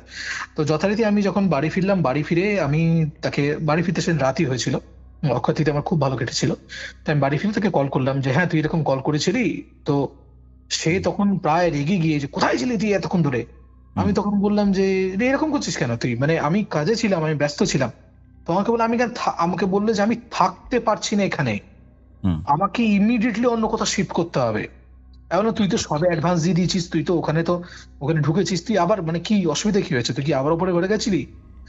বলছে, ও সব বিশ্বাস করবে না, বলছে যে আমি এবার স্বপ্ন দেখিনি, আমি দুপুরবেলা আমার ঘরে শুয়েছিলাম। ওই বাড়িতে তখন নাকি কোনো মেয়েই ছিল না, কোনো কারণে তারা সবাই বাইরে ছিল, আর সে সময় প্রচন্ড বৃষ্টি হচ্ছিল। এবং থাকে না পিজিতে সবার কাছে চাবি থাকে, যে ঢোকে সে বাড়ি থেকে কলাপসেবল গেট খুলে ঢুকে পড়ে। এবং সে তখন বলছে ওই প্রচন্ড বৃষ্টির মধ্যে, সাংঘাতিক বৃষ্টির মধ্যে, হ্যাঁ, হঠাৎ করে আমি তো ঘরে ছিটকিনি দিয়ে শুয়েছি নিচের ঘরটাতে, কারণ বর্ধমানে মেয়েটি তখনও ফেরেনি। আমার দরজার মধ্যে প্রথমে নক করলো এরকম করে, তারপরে যখন শুনলাম না, আস্তে আস্তে নকটা বাড়তে বাড়তে এরকম করে আওয়াজ হতে শুরু করলো, দরজাকে ধাক্কা মারছে। তারপরে প্রায় এত জোরে ধাক্কা মারে সে দরজা, যে ধরাম ধরাম করে দরজার মধ্যে ধাক্কা পড়ছে, দরজা যেন খুলতে চাইছে, সে প্রবল আক্রোশের জন্য দরজা খুলতে চাইছে। আমি তুই এগুলো কি স্বপ্ন দেখেছিস? বলছে না, আমি তোকে সত্যি কথা বলছি, ওই জন্য আমি তোকে এতবার কল করেছিলাম, আমি ঘরে সিটিয়ে ভয়ে বসেছিলাম, আর আমি কোন রকমের মোবাইলে হনুমান, তুই যখন ফোন ধরলি না, হনুমান চালিসা চালিয়ে আমি কোন রকমের সিটিয়ে ঘরের মধ্যে বসে আছি, আমার দরজা ধরাম ধরাম করে ধাক্কা মেরেই যাচ্ছে কন্টিনিউয়াসলি যতক্ষণ বৃষ্টি করেছে। এমন তুই সত্যি এটা শুনেছিস জিনিসটা? বলছে হ্যাঁ রে, শুধু তাই না, একবার করে বা 2-3 বার করে ধাক্কা পড়ছে, কিল পড়ছে দরজায়, আর পুরো বাড়িতে কেউ নেই। আমার মনে হচ্ছে যে পুরো সিঁড়ি থেকে কেউ দৌড়াতে 3 তলা অব্দি গেল, আবার 3 তলা থেকে দৌড়াতে নামলো, ধুপ ধুপ ধুপ ধুপ করে সিঁড়ির মধ্যে আওয়াজ হচ্ছে, এসেই আবার সে দরজা ধাম ধাম করে এরকম করে করছে, এরকম টাইপের। আমি তুই তখন কাউকে ডাকিসনি বলে আমি তার স্বরে চিৎকার করছি, কিন্তু বাইরে এত বৃষ্টির আওয়াজ, আমি কিচ্ছু শুনতে পাচ্ছি না। তা আমি কাকে ডাকবো, কি বলবো, আমি তো নিজে একটা ভয় সিটিয়ে গেছি। তারপরে এরকম সাংঘাতিক এরকম আওয়াজ হচ্ছে। তখন আমি ওকে তখন বললাম যে তুই একটা কাজ কর, তুই কি করতে চাইছিস? বললো যে তুই আমাকে বল আমি কি করবো, আমি এখানে থাকতে পারছি না আর। হ্যাঁ, এবার তখন আমার মনে হলো যে না, কিছু জিনিস এই মেয়েটা আছে যেটা ও বলতে চাইছে না, ঠিক আছে। তখন আমি বললাম যে দেখ, তুই যদি চাস যে আমি তো বুঝতে পারছি না, তোকে তো সবকটা খুলে বলতে হবে, তোর সাথে কি এগুলো বাড়িতে আগে হয়েছে বা কিছু এরকম হয়েছে, হঠাৎ করে এখানেই তোর এরকম হলো কেন? তুই তো বলছিলি উপরে ছাদের ঘরে তুই ছিলি, সেখানে এরকম হয়েছে, মারা যাচ্ছে, নিচের ঘরে এরকম। বলছে তুই রোজ রাত্রেবেলা আমাকে ডাকে জানিস উপরে ঘরে যাওয়ার জন্য, আজকে দুপুরবেলা যখন ঘুমাচ্ছিলাম তখন আমাকেও আজকে এরকম ডেকেছে, ঘর ফাঁকা ছিল, আজকে এরকম ডেকেছে। চাক্কু চাক্কু বলে এরকম ডেকেছে। এবার তখন আমি হট করে ধর্মড়িয়ে ঘুম থেকে উঠি, তারপরে আমি শুতে যাবো, তখনই এরকম দরজার মধ্যে নক করা শুরু করে। এমন তুই শিওর তোর বাড়িতে কেউ নেই? বলছে বাড়িতে কেউ নেই, বিশ্বাস কর। আবার 5:30টার সময় লোকজন এসছে আমার বাড়িতে, তালা দেয়া ছিল। আমি উঠতে পারিনি, এবং ওরা যখন এসে দরজাতে নক করেছে না, তখন আমি ভয় সিটিয়ে বসেছিলাম। ওরা বহুবার নক করার পরে আমার ফোনে কল করে বলেছে, আমি বাড়ি থেকে ওদের আবার শুনেছি, তখন আমি দরজাটা খুলি। আমি না, তুই কি এই কথাগুলো কাউকে বলেছিস? বলছে কাউকে আমি এই কথাগুলো বলিনি। ঠিক আছে, তখন আমাকে বললো যে মানে তুই কিছু বলতে পারবি, তুই জানিস এসব ব্যাপারে কিছু, এরকম টাইপের, মানে কেন হচ্ছে কি জিনিসপত্র। আমি তখন ওকে বললাম, দেখ আমি তো এত কিছু জানি না, কিন্তু তুই আমাকে যে কাগজটা দিয়েছিলিস সেটা কিন্তু মানে আমি কিছুটা হলে জানতে পেরেছি, কিন্তু তুই কোথা থেকে পেয়েছিস আমাকে এটা বলবি তো। মানে তোর খাটের তলা থেকে পেয়েছিস বা তোষকের তলা থেকে? আমাকে বললো কি জিনিস ছিল? আলো ওটা একটা মন্ত্র ছিল। ঠিক আছে, আমাকে বললো যে জানিস, আমি তাহলে তোকে বলি, আজ থেকে মাস দেড়েক আগে, মানে মাস 2 আগে একদিন হঠাৎ করে আমি কিছু জিনিস দেখি। আমি কি দেখেছিস? বলছে যে কি বলবো তোমাকে আমি।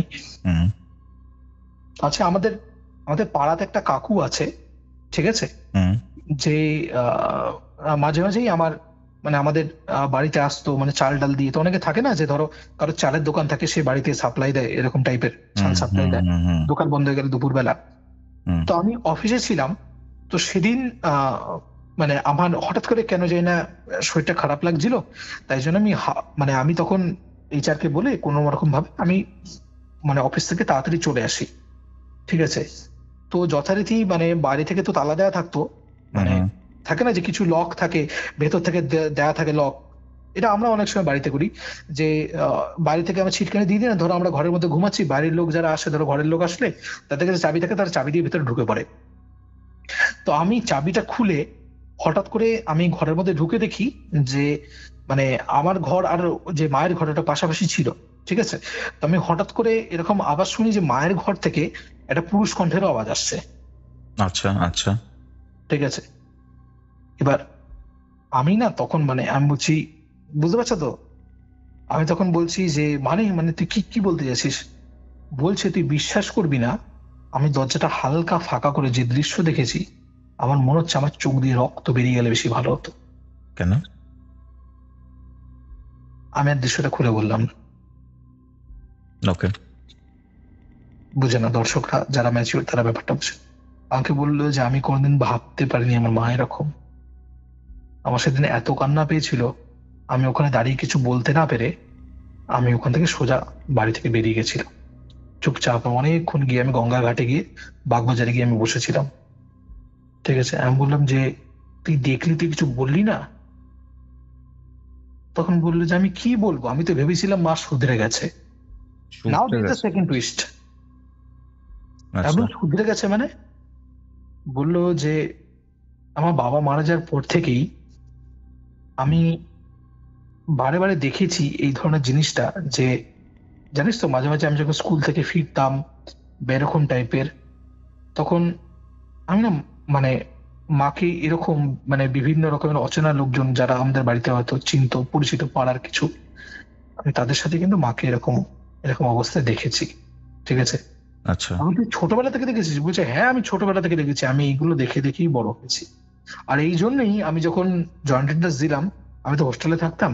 ঠিক আছে, ও কিন্তু খুব ভালো মানে স্কোর করেছিল। ঠিক আছে, তা সত্ত্বেও ও হঠাৎ করে হোস্টেল চুজ করেছিল, মানে কলকাতায় না থেকে, বাড়ির কাছে না থেকে। যেমন দেখো, চিনার পার্কের কাছে যাদের বাড়ি আছে, সে সামনে বিবি বোদ্দারা পড়তে পারে। ঠিক আছে, তো university of institute of management, অনেক রকমের কলেজ আছে ওই সেক্টর 5 এরিয়াতে। তার বাড়ি থেকে যাতায়াত করতে হয়, এরকম কোনো কলেজে সে না পড়ে সে দূরে একটা কলেজে গিয়ে সে ভর্তি হলো, আচ্ছা, বাড়ি থেকে বহু দূরে। আমি বললাম যে তুই কি এইসবের জন্যই গেছিলি? হ্যাঁ, বিশ্বাস কর, আমি না বাড়িতে থাকতে পারতাম না। আমার চোখের সামনে যা যা ঘটনা ঘটতো, একদিন আমি মাকে রেড হ্যান্ড ধরে আমি মাকে বলেছি যে মানে তুমি থামো, আমি নিতে পারছি না। আমি তখন বললাম যে মানে কি বলছিস, আমরা তো কোনোদিন কাকিমাকে থেকে বুঝতেই পারিনি জিনিসগুলো। বলে বুঝতে পারবি না তো, তোরা বুঝতে পারবি না, ওইভাবেই তো থাকে, এমন ভাবে থাকে যেন মনে হয় যে সে ভাজা মাছটি উল্টেও খেতে জানে না। হুম এমনকি তুমি শুনলে একটা জিনিস খুব অবাক হয়ে যাবে, সে যখন ও ওর মানে মানে ওর যে মাসি আছে, ঠিক আছে, ওর মাসি এই ব্যাপারগুলো জানতো। ওর মাসি ওকে একটা খুব কথা বলেছিল, ঠিক আছে, সেটা যখন ও যখন আমাদের যে বন্ধুটি আছে যার সাথে সম্পর্ক ছিল, যখন ও বাড়িতে ইন্ট্রোডিউস করায় যে মা দেখো এরকম বা এরকম আছে, তখন ও বলতে বাবা খুব ভালো এরকম টাইপের। তো তখন ওর মাসি বলেছে বাহ ছেলেটা তো খুব ভালো এরকম। তারপরে ওকে ডেকে বলেছিল যে তুই কিন্তু খুব সাবধানে থাকিস। তোমার হচ্ছে কেন গো? হ্যাঁ, তখন বলেছিল তখন ওর মাসি বলেছিল যে দেখ, বুঝতেই তো পারছিস, ঠিক আছে, যে মানুষকে কেউ যদি ঘরের মধ্যে থাকে তাহলে হুম মানুষকে বাইরে থেকে প্রোটেকশন না, ভেতর থেকেই প্রোটেকশন নিতে হয়। হুম হুম খুব সাবধানে থাকিস কিন্তু তুই। হুম তোর এরকম কিছু, তো জানিস তো তোর তোর তোর বাবা কিন্তু ঠিক মতো মারা যায়নি, মানে তোর বাবা কিন্তু স্বাভাবিক মারা যায়নি। এবার এখানে ওর বাবার মৃত্যুটা নিয়ে আমি একটু বলি একটা কথা। সেটা হলো গিয়ে যে আমরা যেটুকু জানতাম সেটুকু হলো গিয়ে ওর বাবা রোড অ্যাক্সিডেন্টে মারা গেছিল, ঠিক আছে। যখন ক্লাস 6-এ পড়ে তখন ওর বাবা রোড অ্যাক্সিডেন্টে মারা গেছিল। হুম তো আমরা তখন জিজ্ঞেস করেছিলাম যে কি করে রোড অ্যাক্সিডেন্টে মারা গেল, তখন বলে এইটাই তো আমি বলতে চাইছি। আমার বাবা যে রোড অ্যাক্সিডেন্টে মারা গেছিল সেটা খুব স্ট্রেঞ্জ ভাবে মারা গেছিল। আমি না কিরকম ভাবে, বললো যে আমার বাবা রাস্তা ক্রস করছিল, ঠিক আছে, হুম। হেঁটে হেঁটেই ক্রস করছিল। হুম, এই সময় একটা বাইক অথবা একটা কিছু খুব স্কিড করে, হুম বুঝেছো তো, মানে স্কিড করে সে বাবার পায়ে লাগে খুব জোরে। হুম, জোরে খুব পায়ে লাগে, এবং সেই যে পায়ে লেগেছিল ওর বাবা তখন পাটা নিয়ে মানে মাটি দিয়ে পড়ে যায়, পাটা নিয়ে ওখানে মানে প্রচন্ড ব্যথায় কাতরাতে শুরু করে ওরকম টাইপের। এবং তখন সামনে যে লোকজন ছিল তারা সামনে একটা ওষুধের ডিসপেন্সারিতে নিয়ে যায়, সেখানে গিয়ে পাতে যে ফার্স্ট এড যেগুলো হয় সেগুলো হয়, এবং তারপরে যথারীতি যখন পরিস্থিতি হাতের বাইরে বেরিয়ে চলে যায়, মানে যখন বাড়িতে যাওয়ার পরও পায়ে প্রচন্ড ব্যথা ওঠে, হুম, হুম তখন যথারীতি ডাক্তার দেখানো হয়। ডাক্তার পাটা দেখে বলে যে আমার মনে হচ্ছে আপনার পায়ের ভিতরে কোনো ফ্র্যাকচার হয়েছে, আপনারা ইমিডিয়েটলি হসপিটালে ভর্তি করুন, সেরকম টাইপের। এবং খুব অদ্ভুত ভাবে ওর বাবা হসপিটালে ভর্তি হওয়ার দিন রাত্রে বেলা, মানে ওরা ভেবেছে ঠিক আছে বাবাকে হসপিটালে ভর্তি করেছি, পরের দিন আমরা সকালবেলা যাব, হ্যাঁ, ভোরের দিকে হসপিটাল থেকে কল করে ওদেরকে বলা হয়েছে হুম হুম। যে মানে ভদ্রলোক আর নেই, আচ্ছা পায়ে চোট লেগেছে, ফোন করে বলেছে ভদ্রলোক আর নেই। তখন স্বাভাবিক জিজ্ঞেস করেছে কি করে কি হয়েছে না আছে, বলছে উনি নাকি রাত্রেবেলা নাকি ওনার স্ট্রোক হয়ে গেছে। আচ্ছা একটা কথা ভাবো কি স্ট্রেঞ্জ না ব্যাপারটা, যে লোকের লাগলো পায়ে, তার হলো স্ট্রোক। এক্স্যাক্টলি। হ্যাঁ, এবার তখন আমি বললাম যে হ্যাঁ এটা তো মানে খুবই উইয়ার্ড ব্যাপার এই জিনিসটা। হুম বললো তখনও কিন্তু আমি, জানিস তো, বাবা মারা যাওয়ার পরে যখন বাবার খাটগুলো তুলে নিয়ে যান, যে মারা যায় তো খাটপত্র সব নিয়ে যায়, হুম হুম তোষক টোষক সবকিছু, বললো তখন যখন খাটটা থেকে যখন তোষক টোষক সবকিছু তুলে নিয়ে গেল না, তখনও কিন্তু বাবার মাথার তলায় আমি তোকে যেরকম কাগজ দিলাম জবা ফুলওয়ালা, ওই জিনিসটা ছিল, জানিস তো। আচ্ছা নাও থিংস স্ট্রাক টু মি। আমি তখন বললাম ছিল মানে এটা মানে মানে বললো হ্যাঁ এই জন্যই আমি তোকে জিজ্ঞেস করছিলাম যে এইটার মানেটা কি, এটা কি বললি তুই আমাকে। আমি বললাম যে এটা এক ধরনের মন্ত্র, কোন একটা কাজে টাজে লাগে, ঠিক আছে, কোন একটা কিছুর জন্য। তখন হুম আমাকে বললো যে আমি কিভাবে কিছু করব, মানে তুই আমাকে কিছু বলতে পারবি, মানে কি করবো। আমি তখন ওকে বললাম যে তুই একটা কাজ কর, আমি তো এরকম জানি না, তুই কোনো বরঞ্চ কোনো ভালো অ্যাস্ট্রোলজার বা কাউকে তুই এরকম দেখা, বা কোনো যদি কোনো তান্ত্রিক পাস তুই তাকে একটু দেখা, তোর যদি মনে হয় যে এটা এটা তোর এই ধরনের কেস আর কি, ঠিক আছে, তা তুই একটু দেখা। এবার দেখো আমি শিওর ছিলাম না এই ব্যাপারটা নিয়ে, তার কারণ হয়তো হতে পারে বহু পুরনো কাগজ হয়তো ওই খাটতল লেখা ছিল, ওর জন্যই মানে ওই কাগজের জন্যই ও অসুস্থ হয়েছে এরকম তো আমি জানি না। তবে ও আমাকে বাবার যে মৃত্যুটার ব্যাপারে বলেছিল সেটা খুব স্বাভাবিক, কথাটা আমাকে বলেনি, ঠিক আছে। তো তারপরে আমি ওকে বললাম যথারীতি ওই বর্ধমানে মেয়েটা চলে এসলো, জানো তো, ততদিনে বর্ধমানে মেয়েটা চলে আসলো, চলে এসে তারপরে ওকে বললো যে তুমি একটা কাজ করো, মানে আমি এখানে, ওর মাও এসেছিল, বর্ধমানে মেয়েটার মাও এসেছিল, কি একটা এমনি কাজ ছিল ওখানে। ও বললো তুমি কয়েকদিন উপরে থাকো, ঠিক আছে, তুমি আমার ঘরটা একটু ছেড়ে দাও, হ্যাঁ তুমি একটু উপরে থাকো। তো যথারীতি ওকে আবার উপরে চলে যেতে হলো। তো উপরে যখন গেল, উপরে থাকাকালীন আবার সে জিনিস শুরু, আমাকে কল করে বললো আবার সে শুরু হয়েছে, জানিস তো, মানে আমি দেখছি এরকম টাইপের ব্যাপার স্যাপার হচ্ছে। এবং তারপরে তো আরো খারাপ জিনিস হওয়া শুরু করলো, মানে ও যখন আমাকে বলতো যে আমি, জানিস তো, মানে আহ, আমি টয়লেট যাচ্ছি, তো টয়লেটে আমি গিয়ে তখন দেখছি যে ব্লাড বেরোচ্ছে, আচ্ছা আচ্ছা প্রচন্ড জ্বালা করছে আর প্রচন্ড ব্লাড বেরোচ্ছে, ঠিক আছে। আমি উঠে দাঁড়াতে পারতাম না, আমার মাথা ঘুরতো। একবার নাকি টয়লেটের মধ্যে নাকি ও মানে মাথা ঘুরে পড়ে গেছিল, তো তো ওই ধূপ করে পড়ে যাওয়ার আওয়াজ শুনে তো ওইখানে একটা ছাদের মধ্যে একটি মেয়ে সে আর কি তোমার কাপড় জামা মেলছিল, সে তখন ওকে ওখান থেকে বের করে, ঠিক আছে, এরকম টাইপের। সে পালস টালস প্রেশার টেশার খুব মাথা অবস্থা। তো আমি তখন ওকে বললাম যে তুই কনসিস্টেন্টলি যদি স্বপ্নগুলো দেখছিস এরকম টাইপের, এবার তুই যা, কোথাও যা। তো তখন ও কি করলো, ওখানেই একজন কাছাকাছি কোন একটা অ্যাস্ট্রোলজারের কাছে সে গেল, ঠিক আছে, নাম করা অ্যাস্ট্রোলজার। ও সে গেল, সেখানে গিয়ে সে অ্যাস্ট্রোলজার তাকে বলল যে তোমার উপরে মানে তোমার যে গ্রহের দশা আছে বা তোমার যে সমস্ত কিছু আছে না, তাতে ঘোরতর সম্ভাবনা আছে যে তোমার উপরে কোন রকমের কোনো মানে ক্রিয়া বা কিছু করা হয়েছে, বা হুম, তান্ত্রিক কোনো কোনো ক্রিয়া তোমার উপরে প্রসেস কিছু করা করা হয়েছে হয়েছে। এই জিনিসটা। এবং সে অ্যাস্ট্রোলজার এটাও বলল যে তোমার বাড়ির লোকই কিন্তু কাজটা করেছে। আচ্ছা আচ্ছা।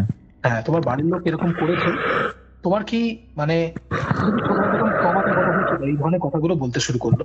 হ্যাঁ যথারীতি কথাগুলো যখন মিলে গেল, হ্যাঁ, তখন সেই অ্যাস্ট্রোলজার ওকে বললো যে আমি তোমাকে একটা কিছু দেবো, মানে থাকে না অনেকে অ্যাস্ট্রোলজারে কিছু তন্ত্রের ব্যাপারেও তাদের পারদর্শিতা থাকে। হ্যাঁ হ্যাঁ হ্যাঁ তো হ্যাঁ। সে একটা একটা দিন দেখে তাকে ডেকে আহ সে একদিন তাকে বললো যে আমি একটা কাজ করব, আমি তো তারাপীঠে কাজকর্ম থাকে, তো আমি তারাপীঠে গিয়ে তারাপীঠ শ্মশানে আমি কিছু কাজকর্ম করে আমি তোমাকে একটা তাবিজ এনে দেবো, তাহলে এরকম দাম টাম আছে যা কিছু বললো। হ্যাঁ হ্যাঁ।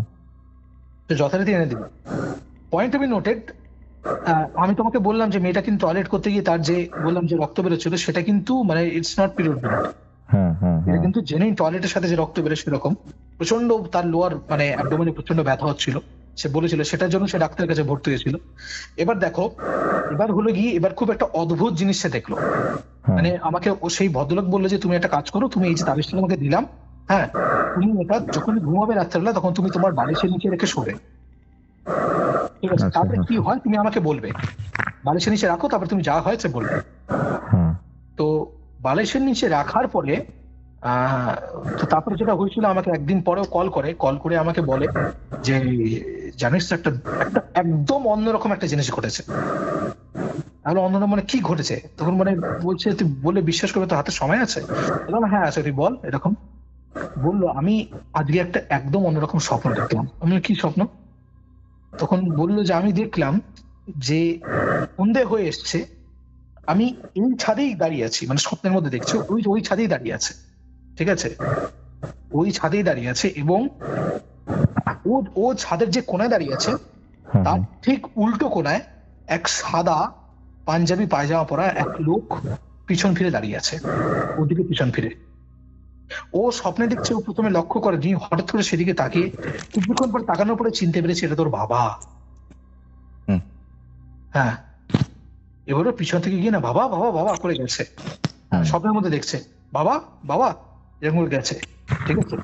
তো যখন গেছে গিয়ে ও বাবার পাশে গিয়ে দেখছে বাবার দিকে তাকাচ্ছে না, কিন্তু বাবার চোখ দিয়ে দরদর দরদর করে জল পড়ছে, আচ্ছা চুপ আচ্ছা করে বাবা কাঁদছে, ঠিক আছে। ও যে কি হয়েছে বাবা, কি হয়েছে বাবা, কি হয়েছে বাবা? তখন ওর বাবা না ওকে বুকে ঝরিয়ে ওর মাথার মধ্যে হাত বুলিয়ে, ঠিক আছে, এবং স্বপ্ন বলছে আমি স্বপ্নের মধ্যে দেখছি আমার নিজের চোখ দিয়ে জল বেরোচ্ছে। মানে ক্লাস 6 এর পরে এই মেয়ে প্রথম তার বাবাকে দেখলো, স্বপ্নে দেখলো তার বাবা আচ্ছা। এরকম কাঁদছে। এবং তার বাবা তখন একটা কাজ করে, তার বাবা তখন বলে মানে আকার ইঙ্গিতে মানে হাত নেড়ে বলে যে ওই ঘরটাতে না থাকতে, ওই যে ঘরটা যে আছে ওই ঘরটাতে না থাকতে, হ্যাঁ এরকম করে আকার ইঙ্গিতে তাকে বলে এরকম। তো তখন সে জিজ্ঞেস করে কেন বাবা ওইখানে থাকবো না কেন, কি হয়েছে এরকম টাইপের। তো তখন থাকে না, ধরো তুমি কাউকে ধরো বলছো আচ্ছা ঠিক আছে তোকে বলবো আমি, তুই এগিয়ে চল, ইশারা তো তুমি যেরকম ভাবে বলো না যে আচ্ছা চল সামনে গিয়ে তোকে বলবো, হ্যাঁ, বা এখানে বলবো না অন্য কোথাও বলবো।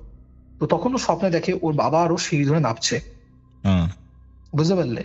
সিঁড়ি নামতে তো বারবার করে বলতে থাকে কেন বাবা তুমি আমাকে ওই ঘরে যেতে না করলে, কেন কেন না করলে, কেন না করলে, ঠিক আছে। তো তখন ওর বাবা কি করে যে ও দেখে যে ওর বাবা একদম সিঁড়ি থেকে নামতে নামতে একতলায় এসছে, একতলায় এসে হুম তখন একটা একটা দেখে যে একটা ছোট পাত্র রাখা, হ্যাঁ, মানে টেবিলের উপরে একটা ছোট জলের পাত্র রাখা, সেই জলের পাত্রের মধ্যে ওর বাবা আঙ্গুলটা চুবিয়ে, ঠিক আছে, টেবিলের ওপরে জল দিয়ে লিখছে তোর সাথে কে কি করছে সেটা আমি জানি, পুরো একদম বাংলায় লিখেছে, তোর সাথে ওই ঘরে কে কি করছে সেটা আমি জানি। আচ্ছা এবার তখন এবার স্বাভাবিক ও তখন জিজ্ঞেস করছে কে করেছে বা কে করেছে। এবার এখানে আমি একটা কথা বলে রাখি, আমি কথাটা ওর বাবাই, এটা আমি বিশ্বাস করেছিলাম, তার কারণ কি আমি গ্যারান্টি নিয়ে এটা বলছি, আমি অন মিডিয়া অন মানে রেকর্ড আমি কথাটা বলছি, আমার এক্সপিরিয়েন্স বলে পূর্বপুরুষ যদি সত্যি তারা যদি তার উত্তর পুরুষের জন্য তাকে বাঁচাতে বা তাকে পথ নির্দেশ করতে স্বপ্নে আসে, তারা কোনোদিন কথা বলে না। আমার দাদু যতবার আমার কাছে এসছে কোনোদিন দাদু কথা বলেনি। দাদু আকার ইঙ্গিতে, মনে আছে আমার দাদু আমাকে ওখান থেকে নামিয়ে নিয়ে আসতো যখন লাভ দিতে যেতাম আমি ওখান থেকে, আমার দাদু কোনোদিন কথা বলেনি। এবং যদি কোনোদিন দেখা যায় কোনো পূর্বপুরুষ কথা বলছে, কৌস্তব 100% জেনে নাও সে পূর্বপুরুষ না, সে কোনো অপশক্তি যে পূর্বপুরুষের রূপ ধরে এসছে তোমার ক্ষতি করতে চায়। এক্সাম্পল বুড়ারি মার্ডার কেস দিল্লি, 11 জন একসাথে আত্মহত্যা করেছিল, মনে আছে ঘটনাটা? মনে আছে এটা। ঠিক আছে, তাদের প্রত্যেকে ডায়েরিতে পাওয়া গেছিল, তাদের কোনো 11 সংখ্যাটা বারবার ফিরে ফিরে আসছিল ওটাতে। হ্যাঁ, এবং সেখানে 11টা পাইপ ছিল দেয়ালে পোতা। ঠিক আছে, শুধু তাই না, পার্ক স্ট্রিটে মনে আছে যে ওই যে অর্চি বাবু না কি নামটা ছিল, তার দিদিকে রেখে দিয়েছিল পার্থ, হ্যাঁ রাইট, তার দিদি মারা যাওয়ার পরে দুটো কুকুর দিদি ওখানে রেখে দিয়েছিল ঘরের মধ্যে। সেখানে কিন্তু এরকম একটা মানে কেস ছিল যে পূর্বপুরুষের কোন একটা জিনিস দিদি এসে বারবার বলছে যে হ্যাঁ তুমি ঘরের মধ্যে এটা রেখে দাও, এরকম একটা ব্যাপার কিন্তু আমি যেটুকু জানি কেসটার ব্যাপারে এরকম ছিল কিন্তু। তো আমি তোমাকে গ্যারান্টি দিয়ে বলি যদি রিয়েল পূর্বপুরুষ আসে সে কোনোদিন কথা বলবে না। এবং যেহেতু তার বাবা কথা বলেনি, আমি 100% শিওর ছিলাম যে হ্যাঁ এটা জেনুইন কথাবার্তা বলেছে। এবং তারপরে যখন মেয়েটি জিজ্ঞেস করলো যে কি করেছে বাবা, কি লিখলো জানো? কি তুলে নিল, আঙ্গুলটা দিয়ে লিখলো ময়াকার মামা। পুরো টুইস্ট ঘুরে গেল না অন্যদিকে। আমি তখন ওকে বললাম যে এরকম মামার কথা লিখলো কেন? তখন আমাকে বলতে বলতে কাঁদছে, চোখ দিয়ে জল পড়ছে। তখন বললো যে মামার নামই তো লেখা উচিত ছিল, আমার তো আগেই সন্দেহ করা উচিত ছিল। আচ্ছা, আমি বললাম কেন সন্দেহ করা উচিত ছিল? বললো যে মামা বেঁচে থাকতে মামাকে আমার সাথে কম করেছে। মানে একটা মেয়ে সে বলছে সে যখন ক্লাস 9-10 এরকম পড়তো, ঠিক আছে, তখন থেকে সে তার নিজের বাড়িতে তার মামা দ্বারা একাধিকবার সেক্সুয়ালি অ্যাবিউজড হয়েছে, রেপড হয়েছে। নিজের বাড়ির লোক, নিজের মামা। আরো দুঃখের কথা কি জানো, সে যখন তার মাকে প্রথমে এই কথাটা বলতে যায়, ঠিক আছে, যে মা আমার সাথে করেছে, হ্যাঁ, তখন তার মা তাই কি রিপ্লাই দিয়েছিল জানো? কি? এই বয়সে ওরকম একটা দুটো হয় এরকম, এটা নিয়ে এত ভাবার কিছু নেই। নিজের মামা এরকম করেছে, নিজের মাকে বলছে, আর নিজের মা এরকম বলছে। হ্যাঁ, ইয়েস, মানুষ এরা। শুধু তাই না কৌস্তব, এমনও হয়েছে যে যখন ওর মামা যখন ওদের মানে বাড়িতে আসতো, এবং এইটার কথাটা আমি তোমাকে বলেছিলাম মনে আছে যে কোনো একটা কারণে ওরা ওদের পৈতৃক বাড়ি ছেড়ে ভাড়া বাড়িতে চলে এসেছিল। তার কারণ হলে কি ওই পৈতৃক বাড়িতে কিন্তু ওর মামা যেত, ঠিক আছে, ওর মামা ওখানে কিন্তু পৈতৃক বাড়িতে যেত।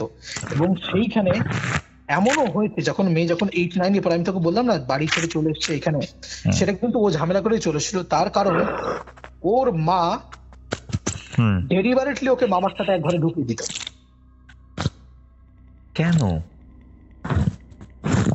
আমার কাছে কোনো উত্তর নেই কৌস্তব এই জিনিসটার, আমার কাছে কোনো উত্তর নেই। আমার কি উত্তর দেবো আমি তোমাকে?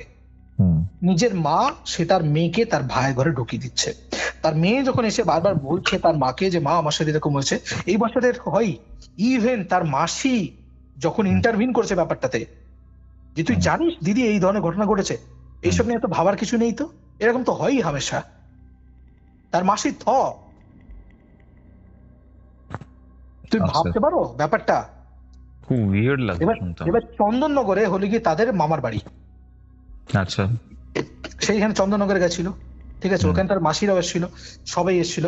হ্যাঁ, তো এবার তুমি একটা কথা বলো যে এবার বুঝতে পারছো যে কেন যখন তার মানে সে আমাকে কথা বলতে পারতো না, ফোনে হুম করতো, নিশ্চয়ই তার মা পাশে ছিল। এবং তখন আমাকে বললো যে বাবা তাকে অনেক কিছু বলেছে, অনেক জিনিস বলেছে, এবং সে 2-2 করতে পারছে। আমি বললাম কি জিনিস? বলে আমাকে কিন্তু জ্যোতিষী কথাগুলো বলেছে। আমি বললাম কি বলেছে? বলছে তাহলে শোন তোকে একটা কথা বলি। আমার মামা খুব থার্ড ক্লাস টাইপের একটা ছেলে ছিল, সে কোনো কাজকর্ম করতো না, সে বিভিন্ন রকমের ফাটকা মারা কাজকর্ম করতো, মানে বুঝলেন শর্টকাট ওয়েতে ইনকাম করার চেষ্টা, এই ধরনের জিনিসপত্র। এবং তার ক্যারেক্টার খুব খারাপ ছিল। খুবই খারাপ ক্যারেক্টার ছিল, ঠিক আছে। সে তো বোঝাই যাচ্ছে। পাড়াতে পাড়াতে ঠিক আছে, বিবাহিত মহিলাদের পিছনে বিভিন্ন রকমের লাগার তার প্রচন্ড স্বভাব ছিল, এবং সেই জন্য নাকি সে বাড়াতে একবার মারধরও খেয়েছিল, বুঝতে পারলে? এটা চন্দননগরের ঘটনা, হুম ঠিক আছে। এবার তখন সে বলছে যে আমার মামা যে আছে, আমার মামা কি করতো, যে মামার তো কোনো পয়সা কড়ি ছিল না, তো মামা যে জিনিসটা করতো সেটা হলো গিয়ে যে আমার বাবা আছে, আমার বাবা তো ভালো চাকরি করতো, রাজ্য সরকারি চাকরি করতো, হ্যাঁ। তো আমার মামা মাঝে মাঝে এসে আমাদের বাড়িতে এসে বলতো, প্রথম ওর বাড়িতে এসে এই কথাটা বলেছিল যে কোন একটা নাকি মিউচুয়াল ফান্ড নাকি সব ইনভেস্টমেন্ট আছে, হ্যাঁ। তো সেইখানে খুব তাড়াতাড়ি নাকি টাকা গ্রো করে, এবং ওর মাকে এসে বুঝিয়েছিল যে হ্যাঁ দিদি তুই যদি টাকা দিস, হ্যাঁ 70,000 মতো টাকা দিস, তাহলে সেটা মানে প্রায় 2 বছরে সেটা বেড়ে গিয়ে তোর 70,000টা নাকি 4.5 লাখ 5 লাখ মতো হয়ে যাবে। আচ্ছা এটার মাকে বলেছিল, ঠিক আছে। এবং ওর মা সে টাকাটা কোথা থেকে জোগাড় করেছিল, ওর বাবার কাছ থেকে বের করেছে টাকাটা। হুম টাকাটা নিয়ে যখন সে দেয়া হলো, এবং যখন স্বাভাবিকভাবেই ঠিক আছে হুম 70,000টা যখন 5 বছরে যেতে মানে 2 বছরে যেতে হলো না, হ্যাঁ 70,000টা হট করে খোয়া গেল পুরো। মানে সে মামা টাকা নিয়ে যাওয়ার পরে বাড়িতে আসেই না। হুম। স্বাভাবিক যে টাকা দিয়েছে সে জিজ্ঞেস করবে আমার টাকা কোথায় গেল। তো তার বাবা জিজ্ঞাসাবাদ করেছে, এই যে তুমি যে টাকাটা নিয়ে গেলে, তুমি যে বললে এরকম হবে, কই আমাকে একটু দেখাও তো। আমি তো রাজ্য সরকারি কর্মচারী, আমি তো তোমার থেকে কম বুঝি না, তুমি তো কিছুই করো না, আমি তো অ্যাটলিস্ট কিছু করি, দেখাও তো কি ব্যাপার কি না হয়েছে। সে টাকা দিলে সে তো জিজ্ঞেস করবেই। তো তখন দেখা গেল যে সে টাকাটা মানে তখন তার মামা তার সাথে খুব ঝামেলাঝাটি করতো, টাকা নেই সেটা কি হয়েছে এরকম টাইপের, আপনি কেন বাড়িতে চলে আসবেন এরকম টাইপের, আপনি কি আমার দিদিকে বিয়ে করছেন বলে মাথা খেয়ে ফেলেছেন, মানে খুব বিরাট ঝামেলাঝাটি হতো। এইটা হওয়ার পরে ওর বাবা আস্তে আস্তে বুঝতে পেরেছিল যে এই তার যে শালাটি আছে সেটি ফ্রড, আচ্ছা ঠিক আছে। এবং তারপরে যেহেতু ডাইরেক্ট আসতে পারতো না, তাই জন্য বিভিন্ন অছিলায় তার নিজের দিদিকে বলতো, তার নিজের দিদি মিথ্যা কথা বলে বলে নিজের হাজবেন্ডের কাছ থেকে টাকা তুলে তুলে নিয়ে গিয়ে তার ভাইকে দিত। এবং এই ব্যাপারটি একদিন তার মানে ওর মেয়েটির বাবা আবিষ্কার করার পরে কি করে, তার নিজের যে যত নামে যে টাকাগুলো আছে বা ব্যাংকের যে অ্যাকাউন্ট আছে সেটি তার, তখন মেয়ে তো তখন ছোট ছিল, তার মেয়ের সাথে একটি জয়েন্ট অ্যাকাউন্ট করে সেটিকে কি করে তোমার দিয়ে দেয়। ফিক্স করে দেয়, টাকাটা ফিক্স করে দেয়, হুম ঠিক আছে। এবং এবং ফিক্স করে দেয় এরকম যে তার টাকাটা যখন মেয়ে যখন ম্যাচিউর করবে তখন সেই টাকাটা উইথড্র করতে পারবে। হুম মেয়ে ছিল বাবার প্রচন্ড কোলঘাসা, হুম সাংঘাতিক রকমের, হ্যাঁ। তো ব্যাপার হলো কি যখন এই ধরনের ঘটনাটা ঘটলো, এবং তখন তো তার মামা তো টাকা খরচাটা বন্ধ হয়ে গেল জিনিসটা, তার উপরে সে তখন কি করলো, তখন এসে হঠাৎ করে একদিন তার যে মা আছে তার মা হঠাৎ করে মানে এসে তার বাবাকে বিভিন্ন রকম বললো যে হ্যাঁ তোমার মানে তোমার সময়টা খুব খারাপ আছে, তোমার খুব টাকা করে খুব চলে যাচ্ছে, আমি তোমাকে কিছু মাদুলি বেঁধে দেবো। আচ্ছা ওরা কি বসিরহাট না কোথায় নাকি কোন একজন বড় সেন একজন তান্ত্রিক আছে তার কাছে গেছিল, সেটা কি বলেছে যে হ্যাঁ টাকা করে চলে গেলে এটা মানে কি মাদুলি টাদুলি আছে যোগ্য করে কি মাদুলি দিয়েছে, সেটা দিলে নাকি মোটামুটি মানে আর্থিক ক্ষয়টা নাকি আটকে যায়, মানে এইসব বলেই সে নাকি তার নাকি হাতের মধ্যে একটা মাদুলি বেঁধে দিয়েছিল। আশ্চর্যভাবে এই মাদুলিটা বেঁধে দেওয়ার পর থেকে তার বাবার শরীর ধীরে ধীরে ধীরে ধীরে অবক্ষয় হতে শুরু করে, কি হতে শুরু করে? অবক্ষয় শরীর খারাপ হতে শুরু করে, আচ্ছা আচ্ছা বিভিন্ন ভাবে ছুটকো এই দিক থেকে রোগ ওদিক থেকে রোগ, এইসব জিনিসপত্র রোগ আসতে শুরু করে তার বাবার, বুঝতে পারলে। এবং শুধু তাই না, এই যে তার বাবার যে বিভিন্ন রকমের যে ছুটকো এদিক ওদিক থেকে রোগ আসছিল, এই রোগ আস্তে আস্তে আস্তে আস্তে এমন একটা পর্যায়ে চলে যায় তার বাবা খুব রুগ্ন হয়ে যায়, বুঝতে পারলে। এবং তার বাবা কি করে, তার বাবা হঠাৎ করে একদিন বলে ধুর এসব তাবিজ টাবিজ দিয়ে কিছু হবে না, হাত থেকে টানো তাবিজটা ছিঁড়ে ফেলে দেয়। খুব আশ্চর্যজনক ভাবে তার 1 সপ্তাহের মধ্যে বাবার যে সমস্ত রোগ ছিল ইমপ্রুভমেন্ট হতে শুরু করে। মানে ধরো তার হাঁটুতে প্রচন্ড ব্যথা ছিল, হ্যাঁ তখন তার বাবা না তার মাকে বিশ্বাস করতে পারে না।